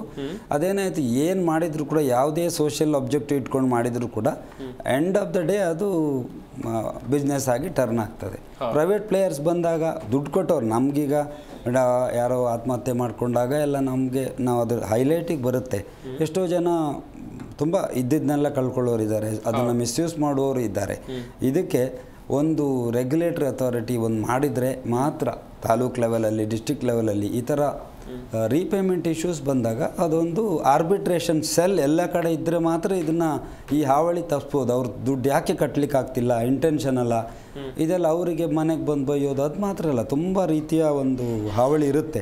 ಸ್ವಲ್ಪ ಮರ್ಯಾದೆ ಇದ್ದವ್ರು ಏನು ಮಾಡ್ತಾರೆ, ಸ್ವಲ್ಪ ದಿನ ತಡ್ಕೊಳ್ತಾರೆ, ಆಮೇಲೆ ಆತ್ಮಹತ್ಯೆಗೆ ಶರಣಾಗೋದು, ಊರು ಬಿಡೋದು ಮಾಡಲೇಬೇಕಾಗತ್ತೆ. ಯಾರು ಸಾಲ ತೊಗೊಳ್ತಾರೆ? ತುಂಬ ಕಷ್ಟದಲ್ಲಿರೋರು ಹೈಯರ್ ಇಂಟ್ರೆಸ್ಟ್ ಸಾಲ ತೊಗೊಳ್ಳೋದು ಸರ್. ಕಂಫರ್ಟೇಬಲ್ ಇದ್ದವರು ಬ್ಯಾಂಕಲ್ಲಿ ಹೋಗಿ ನೆಗೋಷಿಯೇಟ್ ಮಾಡ್ತಾರೆ ಕಡಿಮೆ ಬಡ್ಡಿಗೆ. ಹೈಯರ್ ಯಾರು ಎಲ್ಲೂ ಸಾಲ ಸಿಗಲ್ಲ ಅವರು ಪ್ರೈವೇಟ್ ಫೈನಾನ್ಸಿಗೆ ಹೋಗ್ತಾರೆ. ನಮ್ಮಲ್ಲೊಂದು ರೆಸ್ಟ್ರಿಕ್ಷನ್ ಇದೆ, ಏನೋ 16% ಮೇಲೆ ಚಾರ್ಜ್ ಮಾಡಬಾರ್ದು ಅನ್ನೋ ಕಾನೂನಿದೆ. ಆದರೆ ಬೇರೆ ಬೇರೆ ರೀತಿಯಲ್ಲಿ ಎಲ್ಲಿ ಕೇಳಿದ್ರು 24% ಮೇಲೆ ಕಲೆಕ್ಟ್ ಮಾಡ್ತಾರೆ, ಮೀಟರ್ ಬಡ್ಡಿ ಮಾಡ್ತಾರೆ ಅನ್ನೋದೊಂದು ನ್ಯೂಸ್ ಇದೆ. ಬಟ್ ಒಂದಂದರೆ ನಾವು ಸಾಲ ಮಾಡಿದವರು ಸಾಲ ಮಾಡಿದ ತಪ್ಪಿಗೆ ಅನುಭವಿಸ್ಬೇಕಾಗತ್ತೆ. ಎಥಿಕಲ್ ಲೆವೆಲ್ ಸಾಲ ಮಾಡೋರ ಹತ್ರನೂ ಇಲ್ಲ. ಯಾಕಂದರೆ ನಾನೊಂದು ಎಕ್ಸಾಂಪಲಾಗಿ ಹೇಳ್ತೀನಿ, ನಮ್ಮದೇ ಒಂದು ಕೋಆಪರೇಟಿವ್ ಸೊಸೈಟಿ ಇತ್ತು. ನಾನು ಹೇಳಿದ್ರೆ ಲಿಮಿಟ್ ತುಂಬ ಕಡಿಮೆ ಇತ್ತು. ಓಕೆ ಮಾರ್ಟ್ಗೇಜ್ ಫ್ರೀ ಲೋನ್ಗೆ ಲಿಮಿಟ್ ಭಾಳ ಕಡಿಮೆ ಇತ್ತು. ನಾನು ಏನಕ್ಕೆ 1 ಲಕ್ಷ 2 ಲಕ್ಷ ಎಲ್ಲ ಕೊಡೋದೇನಿಲ್ಲ, ನಾವು 10 ಲಕ್ಷದವ್ರಿಗೆ ಕೊಡೋಣ, ನಮ್ಮ ಎಂಟ್ರಪ್ರನರ್ಸ್ ವಾಪಸ್ ಕಟ್ತಾರೆ ಅಂತ ಮಾಡಿದಾಗ ಎಲ್ಲಿ ನಾವು ವಿದೌಟ್ ಕೊಲೆಟ್ರಲ್ ಕೊಟ್ಟಿದ್ದು ಅದು ವಾಪಸ್ ವಸೂಲು ಮಾಡೋದು ಭಾಳ ಕಷ್ಟ ಸರ್. ಇದು ಬರೇ ಸಾಲ ಕೊಟ್ಟವ್ರದ್ದು ಮಾತ್ರ ತಪ್ಪಲ್ಲ, ಸಾಲ ತಗೊಂಡವ್ರು ಕೂಡ ಸಾಲ ತಗೊಳ್ಳೋ ಮೊದಲು ವಾಪಸ್ ಕೊಡೋ ಯೋಜನೆ ಇರಬೇಕು. ನಿಜ ನಿಜ, ಅದೇ ಆ ಮೆಂಟಾಲಿಟಿ ಕೂಡ ಬರಬೇಕು. ಚೆನ್ನಾಗಿ ಹೇಳ್ತಾ ಇದ್ರಿ ಸರ್. ಮೇಡಮ್, ದೇವಿ ಮೇಡಮ್ ಆಗ್ಲೇ ಮಾಹಿತಿಯನ್ನು ಕೊಡ್ತಾ ಇದ್ರಿ ಯಾವ ರೀಸನ್ಗೆ ಜನ ಸಾಲ ಮಾಡ್ತಾ ಇದ್ದಾರೆ, ಸಾಕಷ್ಟು ರಾಜ್ಯದಲ್ಲಿ ಆಗಿರುವಂತ ಘಟನೆಗಳ ಬಗ್ಗೆಯೂ ಕೂಡ ಉದಾಹರಣೆಯನ್ನ ಕೊಡ್ತಾ ಇದ್ರಿ. ಕಂಟಿನ್ಯೂ ಮಾಡ್ತಾ ಹೋಗೋದಾದ್ರೆ ಮೇಡಮ್ ಅದನ್ನೇ. ಓಕೆ ಸರ್, ಅದೇ ಸರ್ ನಾನು ಆವಾಗ್ಲೇ ಹೇಳ್ದಂಗೆ 2014 ಹಿಂದೆ ರಿಸರ್ವ್ ಬ್ಯಾಂಕ್ ಆಫ್ ಇಂಡಿಯಾದಲ್ಲಿ ಅವ್ರು 40% ಈ ಬ್ಯಾಂಕೇತರ ಸಂಸ್ಥೆಗಳಿಗೆ ಕೊಡ್ತಾ ಇದ್ರು. 2014-22 ಒಳಗಡೆ 60% ಹೆಚ್ಚಾಗಿದೆ. ಅವ್ರ ಏನ್ ಮಾಡಿದೆ, ಕನಿಷ್ಠ 4-5 ವರ್ಷಗಳಲ್ಲಿ ಈ ಮೈಕ್ರೋ ಫೈನಾನ್ಸ್ ಸಂಸ್ಥೆಗಳು ಆಗ್ಲೇ ಹೇಳದಂತ ರೀತಿನಲ್ಲಿ ನಾವು ಸುಮಾರು ಒಂದ್ ಹಳ್ಳಿನಲ್ಲಿ 40-50 ಮೈಕ್ರೋ ಫೈನಾನ್ಸ್ ಸಂಸ್ಥೆಗಳಿದೆ. ಆ ಸಂಸ್ಥೆಗಳು ಏನ್ ಮಾಡ್ತಾ ಇದಾರೆ ಅಂತ ಹೇಳಿದ್ರೆ, ಬೇಡ ಅಂತ ಹೇಳಿದ್ರೆ ಸಾಲ ಕೊಡ್ತಾ ಇದಾರೆ ಅಂತ ಹೆಣ್ಮಕ್ಳು ಹೇಳ್ತಾ ಇದಾರೆ. ನಾವು ಈ ಸಂಘ ಬಂತು ಅಂದ್ರೆ ಇನ್ನೊಬ್ಬ ಹೆಣ್ಮಕ್ಳನ್ನ 5 ಜನ 10 ಜನ ಕೂರಿಸ್ತಾರೆ, ಕೂರಿಸಿ ಅವ್ರಿಗೆ ಸಾಲ ಕೊಡ್ತಾರೆ. ಸಾಲ ಕೊಟ್ಟಾದ್ಮೇಲೆ ಅವರು ವಾಪಸ್ ಒಬ್ರ ಕೈಲಿ ಕಟ್ಲಿಕ್ಕೆ ಆಗ್ಲಿಲ್ಲ ಅಂತ ಇನ್ 4 ಜನಕ್ಕೆ ಎತ್ಕಡ್ತಾರೆ. ಅವ್ರು ಕಟ್ಟಿಲ್ಲ ಅಂದ್ರೆ ನೀವ್ ಕಟ್ಟಿ ಅಂತ. ಅವ್ರು ಒಂದ್ಸತೆ ತುಂಬಾ ಕಷ್ಟ ಆಗ್ತದೆ. ಇನ್ನೊಬ್ರು ಹಣ ಕಟ್ಟಬೇಕು ಅಂದ್ರೆ ಎಲ್ಲಿ ಕಟ್ತಾರೆ ಅವರು? ಕೊನೆಗೆ ಅವ್ರು ಹೆಣ್ಮಕ್ಳು ಒಬ್ರೊಬ್ರು ಅವ್ರವ್ರೆ ಗುದ್ದಾಡ್ಕೊಂಡು ಊರ್ ಬಿಟ್ಟು ಆಚೆಗೆ ಹೋಗಿರುವಂತ ಉದಾಹರಣೆಗಳಿದೆ. ಈಗ ಸುಮಾರು ಹಳ್ಳಿಗಳಲ್ಲಿ ನಾಮಫಲಕ ಹಾಕ್ಬಿಟ್ಟಿದ್ದಾರೆ, ಇವ್ರನ್ನ ಮನೆಗಳನ್ನ ಈ ಮನೆ ಒಳಗಡೆ ಪ್ರವೇಶ ಇಲ್ಲ, ಈ ಮನೆಯನ್ನ ನಾವು ತಗೊಂಡಿದ್ದೀವಿ ಅನ್ನುವಂತ ನಾಮಫಲಕ ಹಾಕ್ತಕ್ಕಂತ ನಂಜನಗೂಡು ತಾಲೂಕಿನಲ್ಲಿ ಆ ಸಿರ್ಮಳ್ಳಿ ಅಂತ ಒಂದ್ ಹಳ್ಳಿನಲ್ಲಿ ಮಾಡಿದ್ದಾರೆ. ಮತ್ತೆ ನಾವು ರಾಮನಗರ ತಾಲೂಕಿನಲ್ಲಿ ಒಂದು ಪ್ರತಿಭಟನೆ ಮಾಡುವಂತ ಸಂದರ್ಭದಲ್ಲಿ ಒಂದ್ ಹಳ್ಳಿ ಕಡೆ ಸಭೆ ಮಾಡ್ಲಿಕ್ಕೆ ಹೋಗಿದಾಗ ಅಲ್ಲಿ ಗಂಡ ವ್ಯಾಪಾರದ ಸಾಲ ತಗೊಂಡಿದ್ದಾನೆ. ವ್ಯಾಪಾರ ಸರಿಯಾಗಿ ಆಗ್ಲಿಲ್ಲ. ಒಂದ್ ಗಾಡಿ ಇತ್ತು, ಲೋನ್ ತಗೊಂಡಿದ್ರು, ಲೋನ್ ಕಟ್ಲಿಕ್ಕೆ ಆಗ್ಲಿಲ್ಲ. ಗಾಡಿ ಮಾಡಿ ಲೋನ್ ತೀರ್ಸಿದ್ರೆ ಈ ಮೈಕ್ರೋ ಫೈನಾನ್ಸ್ ಸಾಲ ತೀರ್ಸ್ಲಿಕ್ಕೆ ಆಗ್ತಾ ಇಲ್ಲ. ಆದ್ರೆ ಬೆಳಿಗ್ಗೆ ನೀವು 6 ಗಂಟೆಯಿಂದ ರಾತ್ರಿ 10:30 ತನಕ ಮನೆಯಿಂದ ಆಚೆಗೆ ಹೋಗ್ತಾ ಇಲ್ಲ ಅವ್ರು ಬಂದು. ಅವ್ರು ಇದನ್ನ ಕಾಲೆಲ್ಲ ಕಟ್ಟಿದ್ದಾರೆ, ಕೈ ಮುಗ್ತಿದ್ದಾರೆ, ನನ್ ಮರ್ಯಾದೆ ಹೋಗ್ತದೆ ಅಂತ ಹೇಳಿದಾರೆ. ಸಾಲ ಕಟ್ಲಿಲ್ಲ ಅಂದ್ರೆ ಮನೆಯಿಂದ ಆಚೆಗೆ ಹೋಗಲ್ಲ ಅನ್ನುವಂಥದ್ದ ಮೈಕ್ರೋ ಫೈನಾನ್ಸ್ ಸಂಸ್ಥೆಯರು ಹಠ ಹಿಡಿದು ಕುಂತಿದ್ದಾರೆ. ಆಗ ಹೆಣ್ಣು ಮಗಳು ಫೋನ್ ಮಾಡಿದ ತಕ್ಷಣ ಮಹಿಳಾ ಸಂಘಟನೆ ಮಧ್ಯ ಪ್ರವೇಶ ಮಾಡಿ, ನಿಮ್ಗೆ ಏನಿದೆ ಆದೇಶ ಕೊಡಿ, ಎಷ್ಟು ಗಂಟೆಯಿಂದ ಎಷ್ಟು ಗಂಟೆ ತನಕ ಇರಬೇಕು, ಪೊಲೀಸ್ ಸ್ಟೇಷನ್ ಫೋನ್ ಮಾಡಿದ್ರೆ ಯಾವ ಸಾಲ ತಗೊಳ್ಬೇಕಾಗಿತ್ತು, ನೀವು ಸಾಲ ತಗೊಂಡ್ಮೇಲೆ ಸಾಲ ಕಟ್ಬೇಕಲ್ವಾ ಅಂತ ಪೊಲೀಸ್ನವ್ರು ಒಪ್ಪಾಗ್ತಾರೆ ಮೇಡಮ್ ಅಂತೇಳಿ ಇದರಿಂದ ನಮ್ಗೆ ಮುಕ್ತಿ ಹೊಂದಿ ನಾವು ಬರೀ ನಮ್ಮ ಊಟ ತಿಂಡಿಗೆ ಮಕ್ಳ ಎಜುಕೇಶನ್ ಅಷ್ಟೇ ನಾವು ಸಾಲ ತಗೊಂಡಿದ್ದು ಅನ್ನುವಂತ ಪದಗಳನ್ನ ಬಳಕೆ ಮಾಡ್ತಾರೆ. ಆದ್ರೆ ಪ್ರತಿ ಬ್ಯಾಂಕ್ಗಳಲ್ಲಿ ಇವತ್ತು ಈಗ 1 ಲಕ್ಷ ರೂಪಾಯಿ ತನಕ ಸಾಲ ಕೊಡ್ಬೇಕು ಕೃಷಿ ಕೂಲಿಕಾರರಿಗೆ, ಬಡ ರೈತರಿಗೆ ಯಾವುದೇ ದಾಖಲಾತಿಗಳಿಲ್ದಾನೆ ಅನ್ನುವಂಥದ್ದು ಇದೆ. ಆದ್ರೆ ಎಷ್ಟೋ ಜನ ಬ್ಯಾಂಕ್ಗಳಲ್ಲಿ ಸಾಲ ಕೇಳಲಿಕ್ಕೆ ಹೋದ್ರೆ ಸಾಲ ಕೊಡ್ತಾ ಇಲ್ಲ ಬ್ಯಾಂಕ್ಗಳಲ್ಲಿ.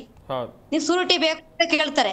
ಒಂದ್ ಕಡೆ ಅಗತ್ಯ ವಸ್ತುಗಳ ಬೆಲೆ ಹೆಚ್ಚಳ ಆಗಿದೆ, ಇನ್ನೊಂದ್ ಕಡೆ ಜನರಿಗೆ ನಿರುದ್ಯೋಗ ಹೆಚ್ಚಾಗ್ತಾ ಇದೆ, ಮತ್ತೆ ಇನ್ನೊಂದ್ ಕಡೆ ರೈತರು ಬೆಳೆದಂತ ಬೆಳೆಗೆ ಬೆಂಬಲ ಬೆಲೆಗಳಿಲ್ಲ. ಇಂತಹ ಸಂದರ್ಭದಲ್ಲಿ ಗ್ರಾಮೀಣ ಭಾಗದಲ್ಲಿರ್ತಕ್ಕಂತ ಬಡ ಕೂಲಿಕಾರರು ತನ್ನ ಬದುಕನ್ನ ಗೇಣುದ ಬಟ್ಟೆಗೋಸ್ಕರ, ಮಾರುದ ಬಟ್ಟೆಗೋಸ್ಕರ ಎಲ್ಲೋ ಸಿಕ್ತಂತ ಸಾಲ ಇವತ್ತು ಬದುಕನ್ನ ನಡೆಸುವಂತ ಪರಿಸ್ಥಿತಿ ಉದ್ಭವ ಆಗಿದೆ sir. Well madam, well Shanmug sir, ಈಗ ಮೇಡಮ್ ಕೂಡ ಹೇಳ್ತಾ ಇದ್ರು ಇನ್ನೊಂದು ವಿಚಾರ ಅಂತ ಹೇಳಿದ್ರೆ, ಈ ಮೈಕ್ರೋ ಫಿನಾನ್ಸ್ನವರಿಗೂ ಕೂಡ RBI ನಿಂದ ಗೈಡ್ಲೈನ್ಸ್ಗಳಿವೆ. ಈ ಗೈಡ್ಲೈನ್ಸ್ಗಳನ್ನ ಫಾಲೋ ಮಾಡ್ತಾ ಇದ್ರ ಇವರು ಮಾಡದೇ ಇರೋದ್ರಲ್ಲೇ ಆಗ್ತಾರೆ. ನಾನು ಹೇಳಿದ್ನಲ್ಲ ಆವಾಗಲೇ, ಅದೀಗ ರಿಕವರಿ ಏಜ್ ಇವನ್ನ ಏನಂತಂದರೆ ಸಾಲ ಕೊಡೋ ಪ್ರಕ್ರಿಯೆ ಏನಿದೆ, ಮೈಕ್ರೋ ಫೈನಾನ್ಸ್ ಅನ್ನೋ ಡೆಫಿನೇಷನ್ನೇ ಒಂದು ಹೌಸ್ ಹೋಲ್ಡ್ ಇನ್ಕಮ್ಮು 3 ಲಕ್ಷ, ಆವಾಗಲೇ ಹೇಳಿದೆ ನಿಮಗೆ, 3 ಲಕ್ಷಕ್ಕಿಂತ ಕಮ್ಮಿ ಇದ್ದವರಿಗೆ ಕೊಡಬೇಕದು, ಅದಕ್ಕೆ ಮೈಕ್ರೋ ಫೈನಾನ್ಸ್ ಅನ್ನೋದು. ಆಮೇಲೆ ಕೊಲೆಟ್ರಲ್ ಇಲ್ಲದೆ ಕೊಡುವಂಥದ್ದು, ಆಯಿತಾ. ಅದನ್ನು ಅಸೆಸ್ ಮಾಡುವಾಗ ಅಲ್ಲಿ ಮೈಕ್ರೋ ಫೈನಾನ್ಸ್ ಕಂಪನಿಗಳು ಸಾಲ ಕೊಡಬೇಕಾದ್ರೆ ಮೊದಲು ಅದಕ್ಕೆ RE ಅಂತೀವಿ, ರೆಗ್ಯುಲೇಟೆಡ್ ಎಂಟಿಟಿ. ಅದು ಎಂಟಿಟಿ ಅಂದರೆ ಮೈಕ್ರೋ ಈ NBFCಸು ಬರ್ಬೋದು, ಯಾವ ಬ್ಯಾಂಕು ಬರ್ಬೋದು, ಅದರ ಅಂಡರ್ ಅಂದರೆ ಈ ರಿಸರ್ವ್ ಬ್ಯಾಂಕ್ ಫ್ರೇಮ್ ಮಾಡಿದ ರೆಗ್ಯುಲೇಷನ್ ಏನಿದೆ ಅದು ಯಾರಿಗೆ ಅಪ್ಲಿಕೇಬಲ್, ಅವ್ರು ರೆಗ್ಯುಲೇಟೆಡ್ ಎಂಟಿಟೀಸ್ ಅಂತ. ಅವರು ಇನ್ಕಮ್ ಅಸೆಸ್ ಈ ಥರ ಮಾಡಬೇಕಂತಲೂ ಇದೆ. ರಿಸರ್ವ್ ಬ್ಯಾಂಕ್ ಕ್ಲಿಯರ್ ಆಗಿ 22ರ ಗೈಡ್ಲೈನ್ಸ್ ತೆಗೆದು ನೋಡಿ, ಅದರಲ್ಲಿ ಕ್ಲಿಯರ್ ಆಗೇ ಇದೆ. ಆಮೇಲೆ ಅವರಿಗೆ ಸಾಲನ ಅವರ ಒಟ್ಟಾರೆ ಸಾಲ ಅವ್ರು ಬ್ಯಾಂಕಲ್ಲಿ ತಗೊಂಡಿರ್ಬೋದು ಈಗಾಗಲೇ ಅಥವಾ ಬೇರೆ ಕಡೆ ತಗೊಂಡಿರ್ಬೋದು, ಅದನ್ನೆಲ್ಲ ಕ್ರೆಡಿಟ್ ಇನ್ಫಾರ್ಮೇಷನ್ ತಗೊಂಡು ಕರೆಕ್ಟಾಗಿ ಅಸೆಸ್ ಮಾಡಿ ಅವರ ಒಟ್ಟು ಸಾಲದ ಮರುಪಾವತಿಯ ಮೊತ್ತ, ಅವರ ಹೌಸ್ ಹೋಲ್ಡ್ ಇನ್ಕಮ್, ಅದು ಯಾರ್ದು ಒಬ್ಬ ವ್ಯಕ್ತಿದಲ್ಲ, ಗಂಡ ಹೆಂಡತಿ ಅವರೆಲ್ಲ ಇಡೀ ಕುಟುಂಬದ ಇನ್ಕಮಿನ 50% ಮೀರಬಾರ್ದು, ಮಂತ್ಲಿ ಇನ್ಕಮ್ ನ 50% ಮೀರಬಾರ್ದು ಅಂತ ಇದೆ. ಯಾರು ಇದನ್ನು ನೋಡ್ತಾರೆ? ಅವರಿಗೇನು ದುಡ್ಡು ಕೊಡಬೇಕು, ಮಾರ್ಕೆಟ್ ಎಲ್ಲವೂ ಲಾಭ ಲಾಭ ಲಾಭ ಲಾಭ. ಬ್ಯಾಂಕು ಯಾಕೆ ವಿಮುಖ ಆಗ್ತಾ ಇರೋದು ಗ್ರಾಮೀಣ ಕ್ಷೇತ್ರದಿಂದ? ಲಾಭದ ದೃಷ್ಟಿಕೋನ ಬಂತು. ನಾನು ಹೇಳಿದೆ ರಾಷ್ಟ್ರೀಕರಣದಲ್ಲಿದ್ದಂತಹ ಒಂದು ಉದ್ದೇಶ ಏನಿತ್ತು ಅದು, ಯಾಕಂದರೆ ಅವರು ಕಾಸಿಯ ಇರೋದ್ರಿಂದ ಅವ್ರಿಗೆ ಗೊತ್ತು ಈ ಡಿಮಾನಿಟೈಸೇಷನ್ ಟೈಮಲ್ಲಿ ಹೇಗೆ ಏಟು ಬಿತ್ತು ಅವರಿಗೆ ಸ್ಮಾಲ್ ಸ್ಕೇಲ್ ಇಂಡಸ್ಟ್ರಿಗೆ, ಆಮೇಲೆ ಏನು ಪ್ಯಾಕೇಜು ಕೊಡಲಿ, ಸರ್ಕಾರದ ಬೆಂಬಲ ಎಷ್ಟು ಸಿಕ್ತು ಎಲ್ಲರಿಗೂ ಗೊತ್ತಿದೆ ಈಗ. ಆಮೇಲೆ ಕೋವಿಡ್ ಟೈಮೂ ಆಯಿತು. ಹಾಗೇನೆ ಅಲ್ಲಿ ಅಂದರೆ ಎಲ್ಲರೂ ತಮ್ಮ ಒಂದು ಅವಶ್ಯಕತೆಗೋಸ್ಕರ ಖಾಸಗಿ ಸಾಲದ ಕಡೆ ಹೋಗಬೇಕು ಎನ್ನುವಂಥ ವಾತಾವರಣನ ನಿರ್ಮಾಣ ಮಾಡ್ತಾ ಇದ್ದಾರೆ. ಜೊತೆಗೆ ಈ ರಿಸರ್ವ್ ಬ್ಯಾಂಕು ಮೊದಲು ನಾನು ಹೇಳಿದೆ 10-12% ಜಾಸ್ತಿಗೆ ಕೊಡ್ಬೋದು ಅಂತ ಇದ್ದಿದ್ದನ್ನು ಈಗ ತೆಗೆದಾಕಿದೆ ಮಿತಿಯನ್ನು. ಆಂಧ್ರದಲ್ಲಿ ಆದ ಒಂದು ಇದ್ರ ಪ್ರಕಾರ ಮಲೆಗಾಂವ್ ಕಮಿಟಿ ರೆಕಮೆಂಡೇಶನ್ ಇದೆ, ಅದ್ರ ಪ್ರಕಾರ ಇದೆಲ್ಲವನ್ನು ಮಾಡಲಿಕ್ಕೆ ಇವ್ರು ಹೇಳಿದ್ರೆ ನಾನು 100% ಒಪ್ತೇನೆ. ಈಗ ರೀಪೇಮೆಂಟ್ ಆಗಲಿಲ್ಲ ಅಂದಾಗ ರೀಪೇಮೆಂಟ್ ಮೆಕ್ಯಾನಿಸಮ್ ಹೆಂಗೆ, ಅದಕ್ಕೆ ಈಗ ಅದಾಲತ್ ಮಾಡೋದಿಲ್ವಾ? ಈಗ ನಾವು ರಾಷ್ಟ್ರೀಕೃತ ಬ್ಯಾಂಕ್ನಲ್ಲಿ ಲೋಕ್ ಅದಾಲತ್ ಅಂತ ಮಾಡ್ತಾರೆ. ಅಲ್ಲಿ ಬಂದು ನಾನು ಇಷ್ಟು ಕಟ್ಟೋಕ್ಕಾಗೋದು ಅಷ್ಟು ಅವ್ರದ್ದೆಲ್ಲ ಇದು ಮಾಡ್ತಾರೆ, ಅವೆಲ್ಲ ಹೇಳ್ತಾರೆ, ಅಲ್ಲಿ ಯಾವುದೋ ಒಂದು ರೀತಿಯಿಂದ ಸೆಟ್ಲ್ ಆಗ್ತದೆ. ಆ ಥರದ ಒಂದು ಸಂಧಾನ ಮೆಕ್ಯಾನಿಸಮ್ ಅನ್ನ ತರಬೇಕು. ಆದರೆ ಅದೆಲ್ಲ ತರೋದಿಲ್ಲ. ಯಾಕಂತಂದ್ರೆ ಯಾವುದೇ ಸರ್ಕಾರ ಇವತ್ತಿನ ದಿವಸ ಈ ಉದಾರೀಕರಣ ನೀತಿಯಿಂದಾಗಿ ಇಡೀ ಆರ್ಥಿಕತೆಯನ್ನೇ ಖಾಸಗಿಯ ಒಂದು ವಶಕ್ಕೆ ಒಪ್ಪಿಸುವಂತಹ ಒಂದು ನೀತಿಯನ್ನು ಹೊಂದ್ಕೊಂಡಿರೋದ್ರಿಂದ ನಾವು ಇದರಿಂದ ಏನು ಜಾಸ್ತಿ ನಿರೀಕ್ಷೆ ಮಾಡೋಕ್ಕಾಗಲ್ಲ. ಆದರೆ ಇದ್ದಿದ್ರಲ್ಲಿ ಇವತ್ತು ಏನು ಮಾಡಬೇಕು, ಈ ಬಡ ಜನರ ರಕ್ಷಣೆ ಆಗಬೇಕು. ಅದೇ ಒಂದು ಮುಖ್ಯ ಉದ್ದೇಶ, ಅದು ಸರ್ಕಾರದ ಉದ್ದೇಶ ಆಗಬೇಕು. ಅದಕ್ಕೆ ರಿಸರ್ವ್ ಬ್ಯಾಂಕ್ ಇಂಟರ್ವ್ಯೂನ್ ಆಗಬೇಕು, ರಿಸರ್ವ್ ಬ್ಯಾಂಕ್ ಮೇಲೆ ಒತ್ತಡ ಹೇರಬೇಕು, ಮತ್ತೆ ಆ ಮೆಕ್ಯಾನಿಸಮ್ ಒಂದು ಇನ್ ಪ್ಲೇಸ್ ಇರಬೇಕು. ಮುಖ್ಯವಾಗಿ ಪೊಲೀಸರು, ರಿಕವರಿ ಏಜೆಂಟ್ಸ್ ಎಲ್ಲ ಡ್ಯೂ ಡೆಲಿಜೆನ್ಸ್ ಮಾಡಬೇಕು ಅಂತಿದೆ. ಯಾರ್ಯಾರ ರೌಡಿಗಳನ್ನು ಬಿಟ್ಟು ಅದು ಸರಿಯಲ್ಲ, ಕಾನೂನುಬದ್ಧವಾಗಿ ರಿಕವರಿ ಮಾಡಲಿ. Yes sir, well Shashidhar sir, economics ಓದುವಾಗ ಹೇಳ್ತಾ ಇದ್ರು ಹ್ಯೂಮನ್ ವಾಂಟ್ಸ್ ಆರ್ ಅನ್ಲಿಮಿಟೆಡ್ ಅಂತ ಹೇಳಿ. ಈ ಮಾನವನ ಅಪರಿಮಿತ ಬಯಕೆಗಳಿಂದಲೇ ಸಾಲ ಜಾಸ್ತಿ ಆಗ್ತಾ ಇದೆಯಾ? ಇನ್ನೊಂದು ಕಡೆಯಲ್ಲಿ ನಾನು ಆಗ್ಲೂ ಕೂಡ ಮೆನ್ಷನ್ ಮಾಡಿದ್ದೆ, ಸಾಲ ಕೊಟ್ಟೊಂದು ಸುಮ್ಮನೆ ಬಿಡಲ್ಲ ಸರ್, ಯಾರೇ ಆಗಲಿ ಸಾಲ ಕೊಟ್ಟೊಂದು ಸುಮ್ಮನೆ ಬಿಡಲ್ಲ. ಸಾಲ ಕೊಡುವಾಗಲೂ ಕೂಡ ಒಂದಷ್ಟು ಟರ್ಮ್ಸ್ ಆ್ಯಂಡ್ ಕಂಡೀಷನ್ಗಳು ಇರುತ್ತೆ. ಒಬ್ಬ ವ್ಯಕ್ತಿಗೆ ಹಣದ ಅಗತ್ಯ ಇದ್ದಂಥ ಸಂದರ್ಭದಲ್ಲಿ ಆತ ಟರ್ಮ್ಸ್ ಆ್ಯಂಡ್ ಕಂಡೀಷನ್ಗಳನ್ನು ನೋಡೋದಿಲ್ಲ. ಎಷ್ಟಾದರೂ ಓಕೆ, ಬಡ್ಡಿ ಎಷ್ಟಾದರೂ ಓಕೆ, ನನಗೆ ಹಣ ಬೇಕು, ಆ ಮನಸ್ಥಿತಿಯಲ್ಲಿ ಇರ್ತಾನೆ ಅಂತೇಳಿ. ನಿಜನಾ ಸರ್ ಇದೆಲ್ಲ? ಅದು ಖಂಡಿತವಾಗಿಯೂ. ಯಾಕಂದರೆ ಈಗ ಸಾಲ, ನಾವು ಯಾವುದೇ ಒಂದು ಸಾಲ ತಗೊಳ್ಳುವಾಗ ಉದ್ದೇಶ ಅಂತ ಇರುತ್ತೆ. ನಾವು ಬ್ಯಾಂಕಲ್ಲಿ ಎಲ್ಲೇ ತಗೊಳ್ಳಿ ಒಂದು ಪರ್ಪಸ್ ಅಂತ ಬರಿತೀವಿ. ಈ ಬ್ಯಾಂಕ್ನವ್ರದ್ದು ಡ್ಯೂ ಡೆಲಿಜೆನ್ಸ್ ಚೆನ್ನಾಗಿದೆ, ಅವ್ರು ನೋಡ್ತಾರೆ, ಅನಲೈಸ್ ಮಾಡ್ತಾರೆ. ಈ ಪ್ರೈವೇಟ್ ಫೈನಾನ್ಸಿಯರ್ಸು, ಆಮೇಲೆ cooperative societies, micro finance corporations ಹಾಗೆ ಮಾಡಲ್ಲ. ಅಲ್ಲೇನೆಂದರೆ ಎಷ್ಟೋ ಸಾಲ ನಾವು ನೋಡ್ತೀವಿ, ಒಂದೇ ಸಾಲ ಸಿಗುತ್ತೆ ಅಂತ ಸಾಲ ತೊಗೊಂಡು ಟಿ ವಿ ತೊಗೊಳ್ಳೋದು, ಇನ್ನೇನೋ ಡೊಮೆಸ್ಟಿಕ್ ಐಟಮ್ಸ್ ಪರ್ಚೇಸ್ ಮಾಡೋದು. ಅದು ಯಾವಾಗಲೂ ನಾವು ಸಾಲ ತೊಗೊಳ್ಳುವಾಗ ಸಾಲ ತೊಗೊಂಡು ಮಾಡಿದ್ದ ಇನ್ವೆಸ್ಟ್ಮೆಂಟ್ ರಿಟರ್ನ್ ಬಂದರೆ ಮಾತ್ರ ರೀಪೇಮೆಂಟ್ ಆಗ್ಬೋದು. ಇವ್ರು ಹೇಳ್ದಂಗೆ ಫ್ಯಾಮಿಲಿ ಇನ್ಕಮಿಂದ ಅರ್ಧ ಮಾತ್ರ ರೀಪೇಮೆಂಟ್ ಕೆಪಾಸಿಟಿ ನೋಡ್ಬೋದು ಅಂತಿದೆ. ಈ ನೀವು ರೂರಲ್ ಏರಿಯಾದಲ್ಲಿ ಆ ಫ್ಯಾಮಿಲಿ ಇನ್ಕಮ್ನ ಅಸೆಸ್ ಮಾಡಲಿಕ್ಕೆ ಆಗಲ್ಲ. ಇನ್ನೊಂದು ಎಷ್ಟೋ ಜನ ಅವ್ರ ಸಂಘಕ್ಕೆ, ಆ ಸೆಲ್ಫ್ ಹೆಲ್ಪ್ ಗ್ರೂಪ್ ಇದಕ್ಕೆ ಮೇನ್ಲಿ ಕನೆಕ್ಟೆಡ್. ಅವ್ರೇನು ಮಾಡ್ತಾರೆ, ಒಬ್ಬರು ಇನ್ನೊಬ್ಬರಿಗೆ ಅರ್ಜೆಂಟ್ ಇದ್ದಾಗಲೂ ತೊಗೊಂಡು ಕೊಡೋದು, ಯಾರೋ ಸಂಬಂಧಿಕರಿಗೆ ತೊಗೊಂಡು ಕೊಡೋದು, ಗಂಡನಿಗೆ ಬಿಸ್ನೆಸ್ಸಿಗೆ ತೊಗೊಂಡು ಕೊಡೋದು, ಈ ಥರದ್ದು ತಮ್ಮನಿಗೆ ತೊಗೊಂಡು ಕೊಡೋದು. ಎಷ್ಟೋ ಹೆಂಗಸರು ಗಂಡಸರಿಗೆ ಗೊತ್ತಿಲ್ಲದಂಗೆ ಕೊಡಿಸೋದು ಇರುತ್ತೆ. ಇದೆಲ್ಲ ಏನಾಗುತ್ತೆ ಅಂದರೆ ಅಲ್ಲಿ ಯಾರೋ ಒಬ್ಬರ ಮೇಲೆ ನಂಬ್ಕೊಂಡು ಸಾಲ ತೊಗೊಂಡಿರ್ತಾರೆ. ಆ ಏನು ಸಾಲ ತೊಗೊಂಡಲ್ಲಿ ಅವರನ್ನು ವ್ಯವಹಾರ ಮಾಡಿ ಅದರಲ್ಲಿ ಅರ್ನ್ ಮಾಡುವಂಥ ಅವಕಾಶಗಳು ಇಲ್ಲಿ ಕಮ್ಮಿ. ಮ್ಯಾಕ್ಸಿಮಮ್ ಈ ಮೈಕ್ರೋ ಫೈನಾನ್ಸ್ ಕ್ರೆಡಿಟ್ ಯೂಸ್ ಆಗೋದೇ ಅನ್ಪ್ರೊಡಕ್ಟಿವ್ ಪರ್ಪಸಸ್ಗೆ. ಅದರಿಂದ ಏನಾಗುತ್ತೆ, ಬೇರೇನೋ ಇನ್ಕಮ್ ಬರುತ್ತೆ. ಈಗ ರೈತರು ರಾಗಿ ಬೆಳೆಯುತ್ತೆ ಅಥವಾ ಏನೋ ಬೆಳೆಯುತ್ತೆ, ಮಾರ್ಕೊಡ್ತೀವಿ ಅಂತಿರ್ತಾರೆ. ಇವತ್ತಿನ ಅಗ್ರಿಕಲ್ಚರಲ್ಲಂತೂ ನಿಮಗೆ ಏನು ರಿಟರ್ನ್ ಬರ್ಲಿಕ್ಕೆ ಸಾಧ್ಯನೇ ಇಲ್ಲ. ನೀವು ಹಾಕಿರೋ ದುಡ್ಡು ಅಗ್ರಿಕಲ್ಚರಲ್ಲಿ ಬರೋದೇ ಇಲ್ಲ. ಮತ್ತು ಇನ್ನೊಂದು ಸಾಲ ಮನ್ನಾ ಅನ್ನೋ ಒಂದು ಕನ್ಸೆಪ್ಟ್ ಬಂದುಬಿಟ್ಟು ಜನರದ್ದೊಂದು ಈ ನಮ್ಮಲ್ಲಿ ಎಥಿಕಲ್ ಲೆವೆಲ್ ಕಡಿಮೆ ಆಗಿರೋ ಕಾರಣನೇ ಅದು. ಮನ್ನಾ ಆಗ್ಬೋದು ಅಂತ ಆಸೆಯಲ್ಲಿ ಸಾಲ ಮಾಡೋರು. ಅದು ಮೈನ್. ನಮಗೆ ಮೊದಲು ನೆನಪಿತ್ತು, ಮೊದಲು ಬ್ಯಾಂಕ್ ಅವರು ಮನೆಗೆ ಬಂದರೆ, ಒಂದು ಸಲ ನಮ್ಮ ಮನೆಗೆ ಬ್ಯಾಂಕ್ ಬಂದಾಗ ಇದು ನಡೆದಂಥ ಘಟನೆ. ಮ್ಯಾನೇಜರ್ ಬಂದವರು ಬೇಜಾರು ಮಾಡ್ಬಿಡಿ ನಮ್ಮ ಬಾಯಾರಿಕೆ ಆಗಿತ್ತು, ನೀರು ಕುಡಿಯೋಕೆ ಬಂದ್ವಿ ಅಂದರೆ ಅವ್ರಿಗೊಂದು ಗಿಲ್ಟ್ ಇತ್ತು. ಅಂದರೆ ಜನಕ್ಕೆ ಅಷ್ಟೊಂದು ಬ್ಯಾಂಕ್ ಅವ್ರ ಮನೆಗೆ ಬಂದರೆ ಸಾಲ ಉಸಲಿಗೆ ಬಂದ್ರೇನು, ಆ ಎಥಿಕಲ್ ಲೆವೆಲ್ ಹೊರಟೋಗಿದೆ ಸರ್. ಈಗ ಇವ್ರು ಹೇಳಿದಂಗೆ ಪೊಲೀಸ್ ಸ್ಟೇಷನಿಗೆ ಹೋದರೆ ನಾನು ನೋಡಿದ್ದೀನಿ, ಪೊಲೀಸ್ ಸ್ಟೇಷನ್ ಆಲ್ವೇಸ್ ಸಪೋರ್ಟ್ಸ್ ಯಾರಿಗೆ, ಫೈನಾನ್ಷಿಯರಿಗೆ ಸಪೋರ್ಟ್ ಮಾಡ್ತಾರೆ. ನಾನೊಂದು ಸಣ್ಣದು ಔಟ್ ಆಫ್ ದ ಸಬ್ಜೆಕ್ಟ್ ಹೇಳ್ತೀನಿ ನಿಮಗೆ. ಈ ಪ್ರೈವೇಟ್ ಫೈನಾನ್ಷಿಯರ್ಸ್ ಇರ್ತಾರೆ, ಇವ್ರು ಸಾಲ ಕೊಡೋದು ಒಂದು ಕಾನ್ಸೆಪ್ಟ್ ಇದೆ, ಡೆಟ್ನ ಸೇಲ್ ಮಾಡೋದು. ಕೆಲವು ರಿಕವರಿ ಲೀಸಿಂಗ್ ಫೈನಾನ್ಸ್ ಕಂಪ್ನೀಸ್ ಇದ್ದಾವೆ, ಹೈದರಾಬಾದಲ್ಲಿ ಜಾಸ್ತಿ ಇದೆ, ಕರ್ನಾಟಕದಲ್ಲಿ ಕಡಿಮೆ ಇದೆ. ಇವರು ಸಾಲನ ಅದಕ್ಕೆ ಮಾರಿರ್ತಾರೆ.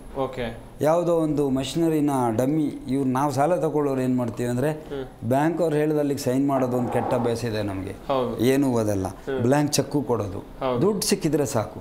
ಇದೆಲ್ಲ ಡಾಕ್ಯುಮೆಂಟ್ ಇಟ್ಕೊಂಡು ಈ ಪ್ರೈವೇಟ್ ಫೈನಾನ್ಷಿಯರ್ಸ್ ಏನು ಮಾಡಿರ್ತಾರೆ, ಅವ್ರು ಮನಿ ಲ್ಯಾಂಡಿಂಗ್ ರಿಪೋರ್ಟ್ ಮಾಡಲ್ಲ, ಆ ಸಾಲನ ಚೆಕ್ ಎಲ್ಲ ತಗೊಂಡಿರ್ತಾರೆ, ಡಾಕ್ಯುಮೆಂಟ್ ಸೈನ್ ಮಾಡಿರ್ತಾರೆ, ಅದನ್ನ ಯಾವುದೋ ಒಂದು ಲೀಸಿಂಗ್ ಕಂಪ್ನಿಗೆ ಸೇಲ್ ಮಾಡೋದು ದಟ್ಟನ. ರಿಕವರಿಗೆ ಬರೋರು ಅವರು.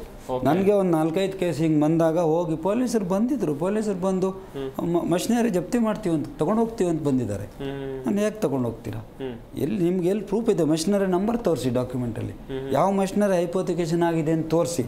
2-3 ಕೇಸ್ ನನ್ನ ಹತ್ರ ಬಂದಾಗ ಆಮೇಲೆ ಲಾಯರ್ಗೆ ಹೋಗಿ, ಅದೊಂದು ಮೆಕಾನಿಸಮ್ ಇದೆ ಸರ್, ಒಂದು ಆರ್ಬಿಟ್ರೇಷನ್ ಸೆಲ್ ಅಂತಿದೆ, ಆರ್ಬಿಟ್ರೇಷನ್ಗೆ ಹೋಗೋದು ಅವರು, ಕೋರ್ಟಿಗೆ ಹೋಗಲ್ಲ. ಆ ಆರ್ಬಿಟ್ರೇಷನಲ್ಲಿ ಎಕ್ಸ್ಪರ್ಟೇ ಜಜ್ಮೆಂಟ್ ಆಗುತ್ತೆ.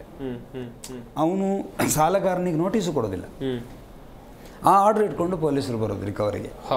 ಈ ಥರದ್ದು ಕೂಡ ನಡೀತಾ ಇದೆ. ಇದಕ್ಕೆಲ್ಲ ನಾವು ಒಂದು ರೆಗ್ಯುಲೇಷನ್ ಪ್ರಾಪರ್ ಮಾಡದಿದ್ರೆ ಸಾಲ ತಗೊಳ್ಳೋರಿಗೂ ಕಂಟ್ರೋಲ್ ಬೇಕು, ಕೊಡೋರಿಗೂ ಕಂಟ್ರೋಲ್ ಬೇಕು, ರಿಕವರಿಗೂ ಒಂದು ಕಂಟ್ರೋಲ್ ಮೆಕ್ಯಾನಿಸಮ್ ಮಾಡಲೇಬೇಕು. ಎಸ್, ವೆಲ್ ಸರ್, ತುಂಬ ಚೆನ್ನಾಗಿ ಹೇಳಿದಿರಿ ಸರ್. ದೇವಿ ಅವರೇ, ಈಗ ಸರ್ಕಾರ ಇದೆ ಎಲ್ಲವನ್ನು ಕೂಡ ನೋಡ್ತಾ ಇದೆ, ಆಗ್ತಾ ಇರೋದು ಎಲ್ಲ ವಿಚಾರಗಳು ಸರ್ಕಾರಕ್ಕೆ ಗೊತ್ತಿದೆ, ಆದ್ರೂ ಕೂಡ ಕ್ರಮ ಆಗ್ತಾ ಇಲ್ಲ ಎನ್ನುವಂತ ಒಂದು ಆರೋಪ. ಏನ್ ಹೇಳ್ತೀರಾ ಮೇಡಮ್? ಹೌದು ಸರ್, ಈಗಾಗಲೇ ಮೈಕ್ರೋ ಫೈನಾನ್ಸ್ ಸಂಸ್ಥೆಗಳಿಂದ 10,000 ಜನ ಹೆಣ್ಮಕ್ಳು ತನ್ನ ಪ್ರಾಣವನ್ನ ಕಳ್ಕೊಂಡಿದ್ದಾರೆ, ಸೂಸೈಡ್ ಮಾಡ್ಕೊಂಡಿದ್ದಾರೆ. ಈ ಸಂದರ್ಭದಲ್ಲಿ ಹೆಚ್ಚು ಜನ ಆಗ್ತಾ ಇದ್ದಾರೆ. ಈಗ ಇತ್ತೀಚಿನ ಕನಿಷ್ಠ 1.5 ತಿಂಗಳಿಂದ ಈಚೆಗೆ ಸುಮಾರು ಜನ ಊರ್ ಬಿಟ್ಟು ಹೋಗ್ತಾ ಇರ್ತಕ್ಕಂಥ ಸಂಖ್ಯೆ ಅವಾಗ 1-2 1 ಕುಟುಂಬ 2 ಕುಟುಂಬ ಇರ್ತಾ ಇತ್ತು. ಇವಾಗ ಸಾವಿರಾರು ಕುಟುಂಬಗಳು, 100 ಕುಟುಂಬಗಳು ಊರ್ ಬಿಟ್ಟು ಹೋಗುವಂತ ಪರಿಸ್ಥಿತಿ ನಿರ್ಮಾಣ ಆಗಿದೆ. ಇಂತಹ ಸಂದರ್ಭದಲ್ಲಿ ಸರ್ಕಾರದ ಹೊಣೆಗಾರಿಕೆನೂ ಇದೆ. ಸರ್ಕಾರ ತಕ್ಷಣದಲ್ಲೇ ಮೈಕ್ರೋ ಫೈನಾನ್ಸ್ ಸಂಸ್ಥೆಗಳಿಗೆ ಕಡಿವಾಣ ಹಾಕ್ಬೇಕು, ಆ ಹಿಂಸೆ ಕೊಡ್ತಕ್ಕಂಥದ್ನ ನಿಲ್ಲಿಸ್ಬೇಕು. ಮತ್ತೆ ಈ ಮೈಕ್ರೋ ಫೈನಾನ್ಸ್ ಸಂಸ್ಥೆಗಳಿಗೆ ಈಗಾಗಲೇ ರಾಜ್ಯ ಬೆಳಗಾವಿ ಅಧಿವೇಶನದೊಳಗಡೆ ಚರ್ಚೆಗೆ ಬಂದಿದೆ ಈ ವಿಷಯ. ಈಗ ಈ ಮೈಕ್ರೋ ಫೈನಾನ್ಸ್ ಏನಿದೆ, ಈ ಸಂಸ್ಥೆಗಳಿಗೆ ಕಡಿವಾಣ ಹಾಕ್ಬೇಕು, ಕಿರುಕುಳಗಳನ್ನ ತಡೆಗಟ್ಟಬೇಕು, ಮಸೂದೆಗಳನ್ನ ತರಬೇಕು ಅಂತ.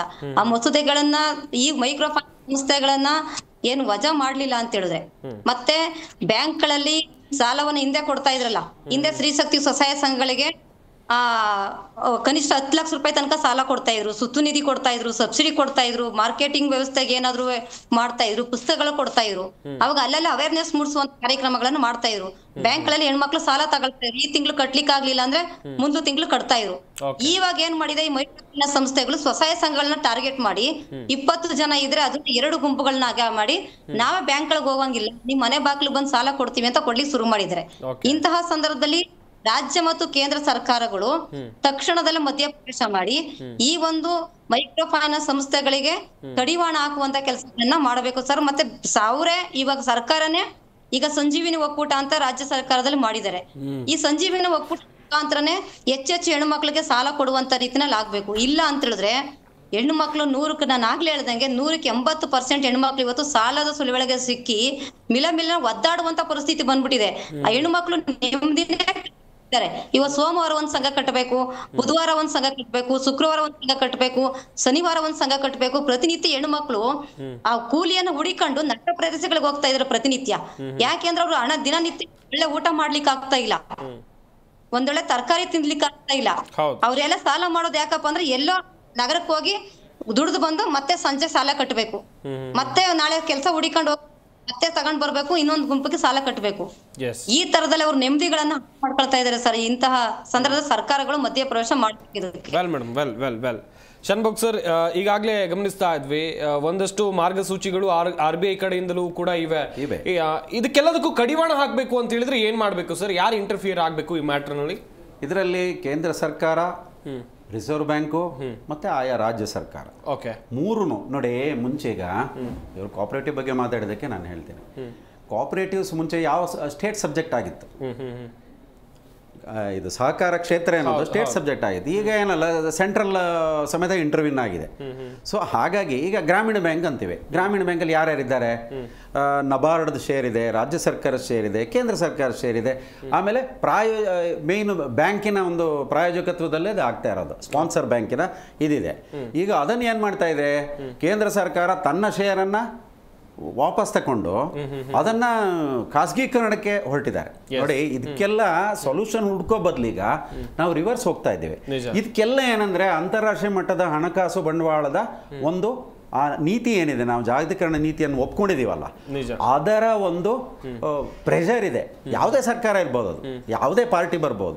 ಆದ್ರೆ ಈ ಟ್ರಜೆಕ್ಟರಿ ಏನಿದೆ, ಇದರಿಂದ ಆಲ್ಟರ್ನೇಟ್ ಆಗಿ ನಾವು ನೋಡದೆ ಹೋದ್ರೆ ಕೃಷಿಯನ್ನು ಅವ್ರು ಅಂದ್ರು ಕೃಷಿ ಲಾಭದಾಯಕವಾಗಿ ಇಲ್ಲ. ಇವತ್ತು ಗ್ರಾಮೀಣ ಡಿಸ್ಟ್ರೆಸ್ ಅನ್ನೋದು ಅದರಿಂದಾಗಿ ಬಂದಿರೋದು. ಸಾಯಿನಾಥ್ ಅವರು ಅದ್ರ ಬಗ್ಗೆ ಎಷ್ಟೋ ಸ್ಟಡಿಯನ್ನ ಮಾಡಿದ್ದಾರೆ. ನೋಡಿ, ಸ್ವಾಮಿನಾಥನ್ ಸಮಿತಿ ರಿಪೋರ್ಟ್ ಅನ್ನ ಯಾರು ಇದೇ ಮಾಡ್ತಾ ಇಲ್ಲ. ಎಲ್ಲರೂ ಸ್ವಾಮಿನಾಥನ್ ಸಮಿತಿ ರಿಪೋರ್ಟ್ ರಿಪೋರ್ಟ್ ಕೃಷಿಗೆ ಎಷ್ಟು ಬೆಲೆ ನಿಗದಿ ಆಗಬೇಕು ರೈತನ ಬೆಳೆಗೆ ಅಂತ ಇದೆ. ಇವತ್ತು ಅದಿಲ್ಲ. ಅದೆಲ್ಲವನ್ನು ಇದು ಸಮಗ್ರವಾಗಿ ನಾವು ನೋಡಬೇಕು. ಈ ಗ್ರಾಮೀಣ ಸಾಲದ ಒಂದು ಪರಿಸ್ಥಿತಿಯನ್ನು ಕೇವಲ ಯಾರೋ ಕೊಡ್ತಾರೆ ಅಂತ ಮಾಡಿದ್ರು ಎನ್ನುವಂಥದ್ದಲ್ಲ, ಅಂಥವರು ಇದ್ದಾರೆ. ಈಗ ನಾನು ಹೇಳ್ತೀನಿ ನೋಡಿ, ಇನ್ನು ಕೆಲವು ಕಡೆ ಅವೇರ್ನೆಸ್ ಬಂದಿದೆ. ಮೊನ್ನೆ ನನಗೊಂದು ನನ್ನ ಅನುಭವದಲ್ಲೇ ಬಂದಿದ್ದು, ಅಂಗನವಾಡಿ ಕಾರ್ಯಕರ್ತರು ಸಹಾಯಕಿಯರು ಇದ್ದಾರೆ ಅಲ್ವಾ, ಅವ್ರಿಗೇನೋ 10,000 ಅದೆಲ್ಲ ಬರ್ತದೆ. ಇತ್ತೀಚೆಗೆ ಅವ್ರು ಏನಂದ್ರೆ ಅವ್ರದ್ದು ಒಂದು ಸಂಘ ಎಲ್ಲ ಇದೆ, ಸಂಘಟನೆ ಎಲ್ಲ ಇದೆ, ನಿಮ್ಗೆ ಗೊತ್ತಿದೆ, ಫ್ರೀಡಮ್ ಪಾರ್ಕಲ್ಲೆಲ್ಲ ಅವರ ಇದಕ್ಕೋಸ್ಕರ ಬರ್ತಾರೆ. ಈಗ ಅವರು ಕೋಆಪರೇಟಿವ್ ಸೊಸೈಟಿಯನ್ನು ಅವ್ರದ್ದೇ ಮಾಡ್ಕೊಂಡಿದ್ದಾರೆ ಈಗ. ಅಂದ್ರೆ ಈ ತರದ ಅವೇರ್ನೆಸ್ ಸಹಕಾರ ಅಂದ್ರೆ ಈ ಸಹಕಾರಿ ಕ್ಷೇತ್ರದ ಅವ್ರದ್ದೇ ಕೋಆಪರೇಟಿವ್ ಈ ತರದೆಲ್ಲ ಮಾಡ್ಕೊಂಡಾಗ ಏನಾಗುತ್ತೆ, ಬೇರೆ ಕಡೆ ಹೋಗೋ ಬದಲು ಈ ಸ್ತ್ರೀ ಸಹಾಯ ಶಕ್ತಿ ಸಂಘಗಳೇ ಬೇರೆ, ಈ ಕೋಆಪರೇಟಿವ್ ಇದೇ ಬೇರೆ.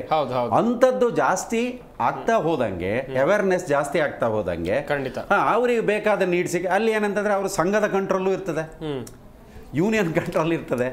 ಸೊ ಅದು ಒಳ್ಳೆ ಒಂದು ಇದು ಪರಿಹಾರ ಆಗ್ತದೆ. ಆದರೆ ಸಮಗ್ರವಾಗಿ ಇದು ಏನಂತಂದ್ರೆ ಗ್ರಾಮೀಣ ಡಿಸ್ಟ್ರೆಸ್ ಅಂತೀವಲ್ಲ ನಾವು ಏನು ಹೇಳ್ತೀವಿ, ಅದಕ್ಕೆ ಸಮಸ್ಯೆಗೆ ಅಡ್ರೆಸ್ ಮಾಡೋದಕ್ಕೋಸ್ಕರ ನಮ್ಮ ನೀತಿಗಳು ಬದಲಾವಣೆ ಆಗಬೇಕು. ಖಂಡಿತ ಬ್ಯಾಂಕ್ಗಳ ಖಾಸಗೀಕರಣ ಆಗಬಾರ್ದು.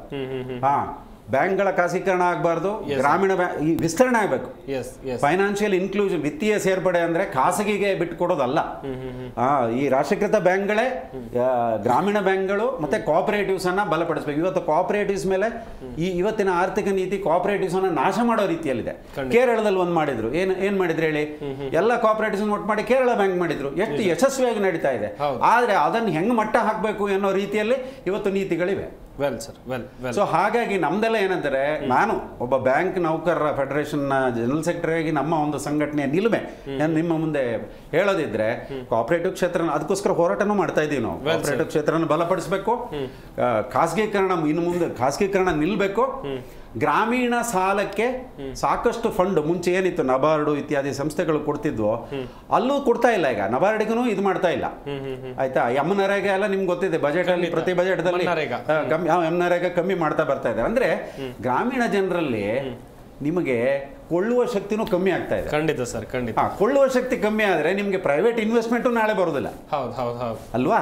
ಅವರ ಕೊಳ್ಳುವ ಶಕ್ತಿಯನ್ನ ಜಾಸ್ತಿ ಮಾಡಬೇಕು, ಅವರನ್ನ ಆರ್ಥಿಕವಾಗಿ ಸಬಲೀಕರಣ ಮಾಡಿದಾಗ ನಿಮಗೆ ಈ ಸಮಸ್ಯೆಗಳು ನಿಧಾನವಾಗಿ ಪರಿಹಾರ ಕಂಡುಕೊಳ್ತವೆ ಅನ್ನುವಂಥದ್ದು.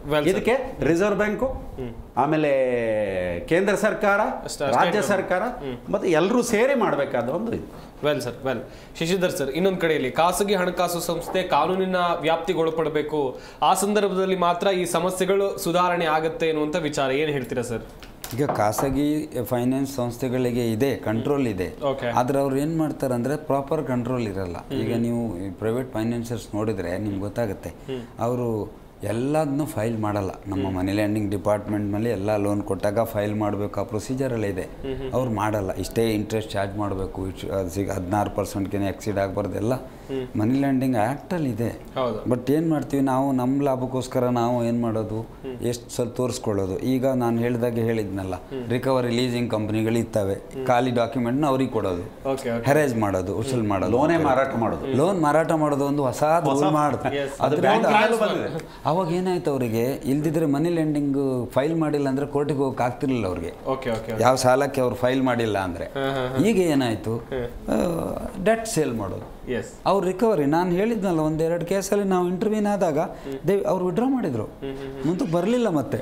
ಅಂದರೆ ನಮ್ಮ ಕಾನೂನು ಗೊತ್ತಿಲ್ಲ. ನಾವು ನಮ್ಮಲ್ಲಿ ಇನ್ನೂ ಕೂಡ ಎಥಿಕಲ್ ಲೆವೆಲ್, ಸಾಲದವ್ರ ಮನೆಗೆ ಬಂದು ಹೆದರ್ಸಿದಾಗ ಹೆದರ್ತೀವಿ ನಾವು. ಸಾಲ ತಗೊಳ್ಳೋದು ತಪ್ಪು, ಸಾಲ ವಾಪಸ್ ಕೊಡದೆ, ಹಾಂ, ಸಾಲ ವಾಪಸ್ ಕೊಡದೇ ಇರೋದು ತಪ್ಪು, ಅದನ್ನ ನಾವು ಸಪೋರ್ಟ್ ಮಾಡೋದಲ್ಲ. ಕಾರಣಾಂತರಗಳಿಂದ ಆಗಿರುತ್ತೆ. ಆವಾಗ ಎಷ್ಟೋ ಜನ, ಈಗೀಗ ಕಡಿಮೆ ಆಗಿದೆ. ಈ ಮೊದಲು ಈ ಥರ ಮೈಕ್ರೋ ಫೈನಾನ್ಸ್ ಇದ್ರೆ ಎಲ್ಲ ಮನೇಲಿ ಸಾಯ್ತಿದ್ರೇನು. ಈಗ ಜನರದ್ದು ಎಥಿಕಲ್ ಲೆವೆಲ್ ಸ್ವಲ್ಪ ಲೋ ಆಗಿರೋದ್ರಿಂದ ನಿಮಗೆ ಇಷ್ಟೇ ನೋಡ್ತಿದ್ದೀರ ನೀವು, ಅಲ್ಲೊಂದು ಡೆತ್ ಇಲ್ಲೊಂದು ಡೆತ್. ಅದು ಒನ್ ವೇ ಅವ್ರಿಗೆ ಸಪೋರ್ಟ್ ಮಾಡ್ತು. ಮತ್ತೆ ಏನಾಗುತ್ತೆ ಗೊತ್ತಾ ಸರ್, ಕಷ್ಟ ಇದ್ದಾಗ ಹಳ್ಳಿಗಳ ಕಡೆ 5,000 ರೂಪಾಯಿ ನೋಡೋಕ್ಕಾಗಲ್ಲ ಅವರು. ಇವ್ರು ಯಾರೋ ಬಂದು 25,000 ರೂಪಾಯಿ ಕೊಡ್ತೀವಿ, 50,000 ಕೊಡ್ತೀವಿ. ನಾವು ದುಡ್ಡು ಕೈಗೆ ಬರೋ ಮೊದಲು ನಮ್ಮ ಥಿಂಕಿಂಗ್ ಬೇರೆ ಇರುತ್ತೆ. ನಾವೇಂತೀವಿ ಅದು 50,000 ನೋಡಿದಿರೋನು 50,000 ಅದು ಮಾಡ್ಬೋದು ಇದು ಮಾಡ್ಬೋದು ಅನ್ಕೊಂತಾನೆ. ಅದು ಮನೆಗೆ ಬಂದ ಮೇಲೆ 5 ದಿನನೂ ಇರಲ್ಲ. ನೀನು ಪರ್ಪಸ್ ಪ್ರಾಬ್ಲಮ್ ಆಗ್ತಿರೋದು ಅದೇ. ನೀವು ಬಿಸ್ನೆಸ್ ಮಾಡ್ತಾರ, ಎಕ್ವಿಪ್ಮೆಂಟ್ ಫೈನಾನ್ಸ್ ಮಾಡಿ ಅವರಿಗೆ ಏನೋ ಆ ಥರ ಡೈರೆಕ್ಟ್ ಕ್ಯಾಶ್ ಕೊಡಬಾರ್ದು. ಈಗ ಕೊಡಬಾರ್ದು ಅಂದ್ರೆ ಏನಕ್ಕೆ, ಅವ್ರೇನಾದ್ರು ಇಂಪ್ರೂವ್ ಮಾಡ್ತಾರ, ಬಿಸ್ನೆಸ್ಸಿಗೆ ಹಾಕ್ಕೊತಾರ, ಅಥವಾ ಸೀಡ್ಸ್ ತಗೊತಾರ, ಫರ್ಟಿಲೈಸರ್, ಅದನ್ನು ನಾವು ಕೊಡಬೇಕು. ಇನ್ನೊಂದು, ರೈತರಿಗೆ ಮಿನಿಮಮ್ ಸಪೋರ್ಟ್ ಪ್ರೈಸ್ ಅಲ್ಲ, ಎಷ್ಟೇ ಆಗಲಿ ರೈತರು ರೋಡಿಗೆ ಬಿಸಾಡಬಾರ್ದು. ಸರ್ಕಾರ ಎಷ್ಟೊಂದು ಸಬ್ಸಿಡಿ ಕೊಡುತ್ತೆ, ಬೇಡ, ಇಂಥ ರೇಟಿಗೆ ಬೈ ಮಾಡಿ. ಯಾವ ರೇಟಲ್ಲಿ ಅವ್ನು ಪರ್ಚೇಸ್ ಮಾಡಿದ್ರೆ ಅವನಿಗೆ ಒಂದು 5% 10% ಲಾಭ ಬರುವ ಸಪೋರ್ಟ್ ಪ್ರೈಸ್ ಮಾಡಿ. ಇವತ್ತು ಫುಡ್ ಗ್ರೈನ್ಸಿಗೆ ಡಿಮಾಂಡ್ ಇದೆ. ನಾವು ಈಗ ನೀವು ಕರೆಕ್ಟಾಗಿ ನೋಡಿ ಅಕ್ಕಿನೇ ತೊಗೊಂಡ್ರೆ ನಮಗೂ ಜಾಸ್ತಿ ಆಯಿತು ಅನ್ಸಾಗುತ್ತೆ. ಕಾಸ್ಟ್ ಆಫ್ ಪ್ರೊಡಕ್ಷನ್ ಸೆಲ್ಲಿಂಗ್ ಪ್ರೈಸ್ಗಿಂತ ಜಾಸ್ತಿ ಇದೆ. ಹಾಲು ತಗೊಳ್ಳಿ, ಕಾಸ್ಟ್ ಆಫ್ ಪ್ರೊಡಕ್ಷನ್ ಜಾಸ್ತಿ ಇದೆ. ನಾವು ಏನಂದ್ರೆ ಗೌರ್ಮೆಂಟ್ ಮಾಡಬೇಕಾಗಿರೋದು, ಒಂದು ರೈತರ ಯಾರೇ ಕೆಲಸ ಮಾಡಲಿ ಅವರ ಪ್ರಾಡಕ್ಟಿಗೆ ಒಂದು ಪ್ರಾಫಿಟಬಿಲಿಟಿ ಬರೋಂಗೆ ಮಾಡಬೇಕು. ಇನ್ನೊಂದು, ಸಾಲ ತಗೊಳ್ಳೋದನ್ನ ಕ್ಯಾಶ್ ಕೊಡೋದನ್ನ ಸ್ಟಾಪ್ ಮಾಡಿ. ಈಗ ಬ್ಯಾಂಕ್ ಅವರು ಡೈರೆಕ್ಟ್ ವೆಂಡರಿಗೆ ಡಿಸ್ಪರ್ಸ್ ಮಾಡ್ತಾರೆ ಬ್ಯಾಂಕಲ್ಲಿ. ನೀವು ಪರ್ಚೇಸ್ ಹಂಗಲ್ಲ, ನಾನೇನೋ ಒಂದು ಎಕ್ವಿಪ್ಮೆಂಟಿಗೆ ಸಾಲಕ್ಕೆ ಹೋದ್ರೆ 25% ನಾನು ಕಟ್ಕೊಂಡು 100% ಅವನಿಗೆ ಕೊಡ್ತಾರೆ. ಅಲ್ಲಿ ಗೋಲ್ಮಾಲ್ ಆಗೋದು ಕಮ್ಮಿ. ಇಲ್ಲೇನಂದ್ರೆ ಹಾರ್ಡ್ ಕ್ಯಾಶ್ ನಿಮ್ಮ ಅಕೌಂಟಿಗೆ ಬರುತ್ತೆ. ಏನೋ ರಿಪೋರ್ಟ್ ಅವರು ಬರ್ದಿರಲ್ಲ, ಸಾಲದವರು ಕೊಡೋರೆ ಬರೆದು ಅಪ್ಲಿಕೇಶನ್ ಫಿಲ್ ಮಾಡ್ಕೊಂಡು ಸಾಲ ಕೊಟ್ಟಿರ್ತಾರೆ. ಯಾಕಂದ್ರೆ 4 ಜನ, ಇನ್ನುಳಿದವ್ರು 4 ಜನ ಸೈನ್ ಹಾಕೊಂಡಿರ್ತಾರೆ, ಸೈನ್ ಮಾಡ್ತಾರೆ. ಅದು ಒಂದು 5% ಜನಕ್ಕೆ ಹ್ಯಾರೇಸ್ಮೆಂಟ್ ಆಗ್ತಿರೋದು, ಉಳಿದವ್ರು ಏನೋ ಅಡ್ಜಸ್ಟ್ ಮಾಡಿ ಕಟ್ಕೊಂಡು ಹೋಗ್ತಿದ್ದಾರೆ. ಹೆಲ್ಪ್ ಆಗಿದೆ, ಹೆಲ್ಪ್ ಆಗಿಲ್ಲ ಅಂತಿಲ್ಲ. ಈಗ ಧರ್ಮಸ್ಥಳದವ್ರದ್ದು ತುಂಬ ಹೆಲ್ಪ್ ಆಗಿದೆ, ಅವ್ರದ್ದೇನು ಯೋಜನೆ ಇತ್ತಲ್ಲ, ತುಂಬ ಹೆಲ್ಪ್ ಆಗಿದೆ, ಹೆಲ್ಪ್ ಆಗಿಲ್ಲ ಅಂತಿಲ್ಲ. ವೆಲ್ ಸರ್, ವೆಲ್ ತುಂಬ ಚೆನ್ನಾಗಿ ಹೇಳ್ತಾ ಇದ್ರಿ ಸರ್. ದೇವಿ ಅವರೇ, ಕೊನೆಯದಾಗಿ ಏನು ಹೇಳ್ತೀರಾ ಮೇಡಮ್, ಇದೇ ವಿಚಾರವಾಗಿ ಮಾತನಾಡ್ತಾ ಹೋಗೋದಾದ್ರೆ ಚುಟುಕಾದ ಪ್ರತಿಕ್ರಿಯೆ? ಕೊನೆಯದಾಗಿ ನಾವು ಆಗ್ಲೇ ಹೇಳದಂತ ಸಂದರ್ಭದಲ್ಲಿ ಈಗಾಗಲೇ ಕೇಂದ್ರ ಸರ್ಕಾರ ಮತ್ತೆ ರಿಸರ್ವ್ ಬ್ಯಾಂಕ್ ಆಫ್ ಇಂಡಿಯಾ, ರಾಜ್ಯ ಸರ್ಕಾರಗಳು ತಕ್ಷಣದಲ್ಲೇ ಮಧ್ಯ ಪ್ರವೇಶ ಮಾಡಕ್ಕೆ ಸಾಧ್ಯ ಆಗ್ಬೇಕು. ಯಾಕೆ ಅಂತ ಹೇಳಿದ್ರೆ ಈಗ ನಿರುದ್ಯೋಗ ಹೆಚ್ಚಾಗ್ತಾ ಇದೆ. ನಿರುದ್ಯೋಗ ಹೆಚ್ಚಾದಂಗೆಲ್ಲ ಮಕ್ಕಳಿಗೆ ಎಜುಕೇಶನ್ ಲೋನ್ಗಳನ್ನ ತಗೊಂಡು ಎಜುಕೇಶನ್ ಲೋನ್ಗಳನ್ನ ತೀರಿಸಲಾದ್ರೆ ಬ್ಯಾಂಕ್ಗಳು ಮನೆ ಬಾಗಿಲಿಗೆ ಸಾಕಷ್ಟು ಲೋನ್ಗಳನ್ನ ನೋಟಿಸ್ಗಳನ್ನ ಕಳಿಸ್ತಂತ ಸಂದರ್ಭದಲ್ಲಿ ಸಾಕಷ್ಟು ಹೆಣ್ಮಕ್ಳು ಮೈಕ್ರೋ ಫೈನಾನ್ಸ್ ಸಂಸ್ಥೆಗಳ ಸಾಲ ತಟ್ಟು ಬ್ಯಾಂಕ್ ಸಾಲ ತೀರಿಸಿದ್ದಾರೆ.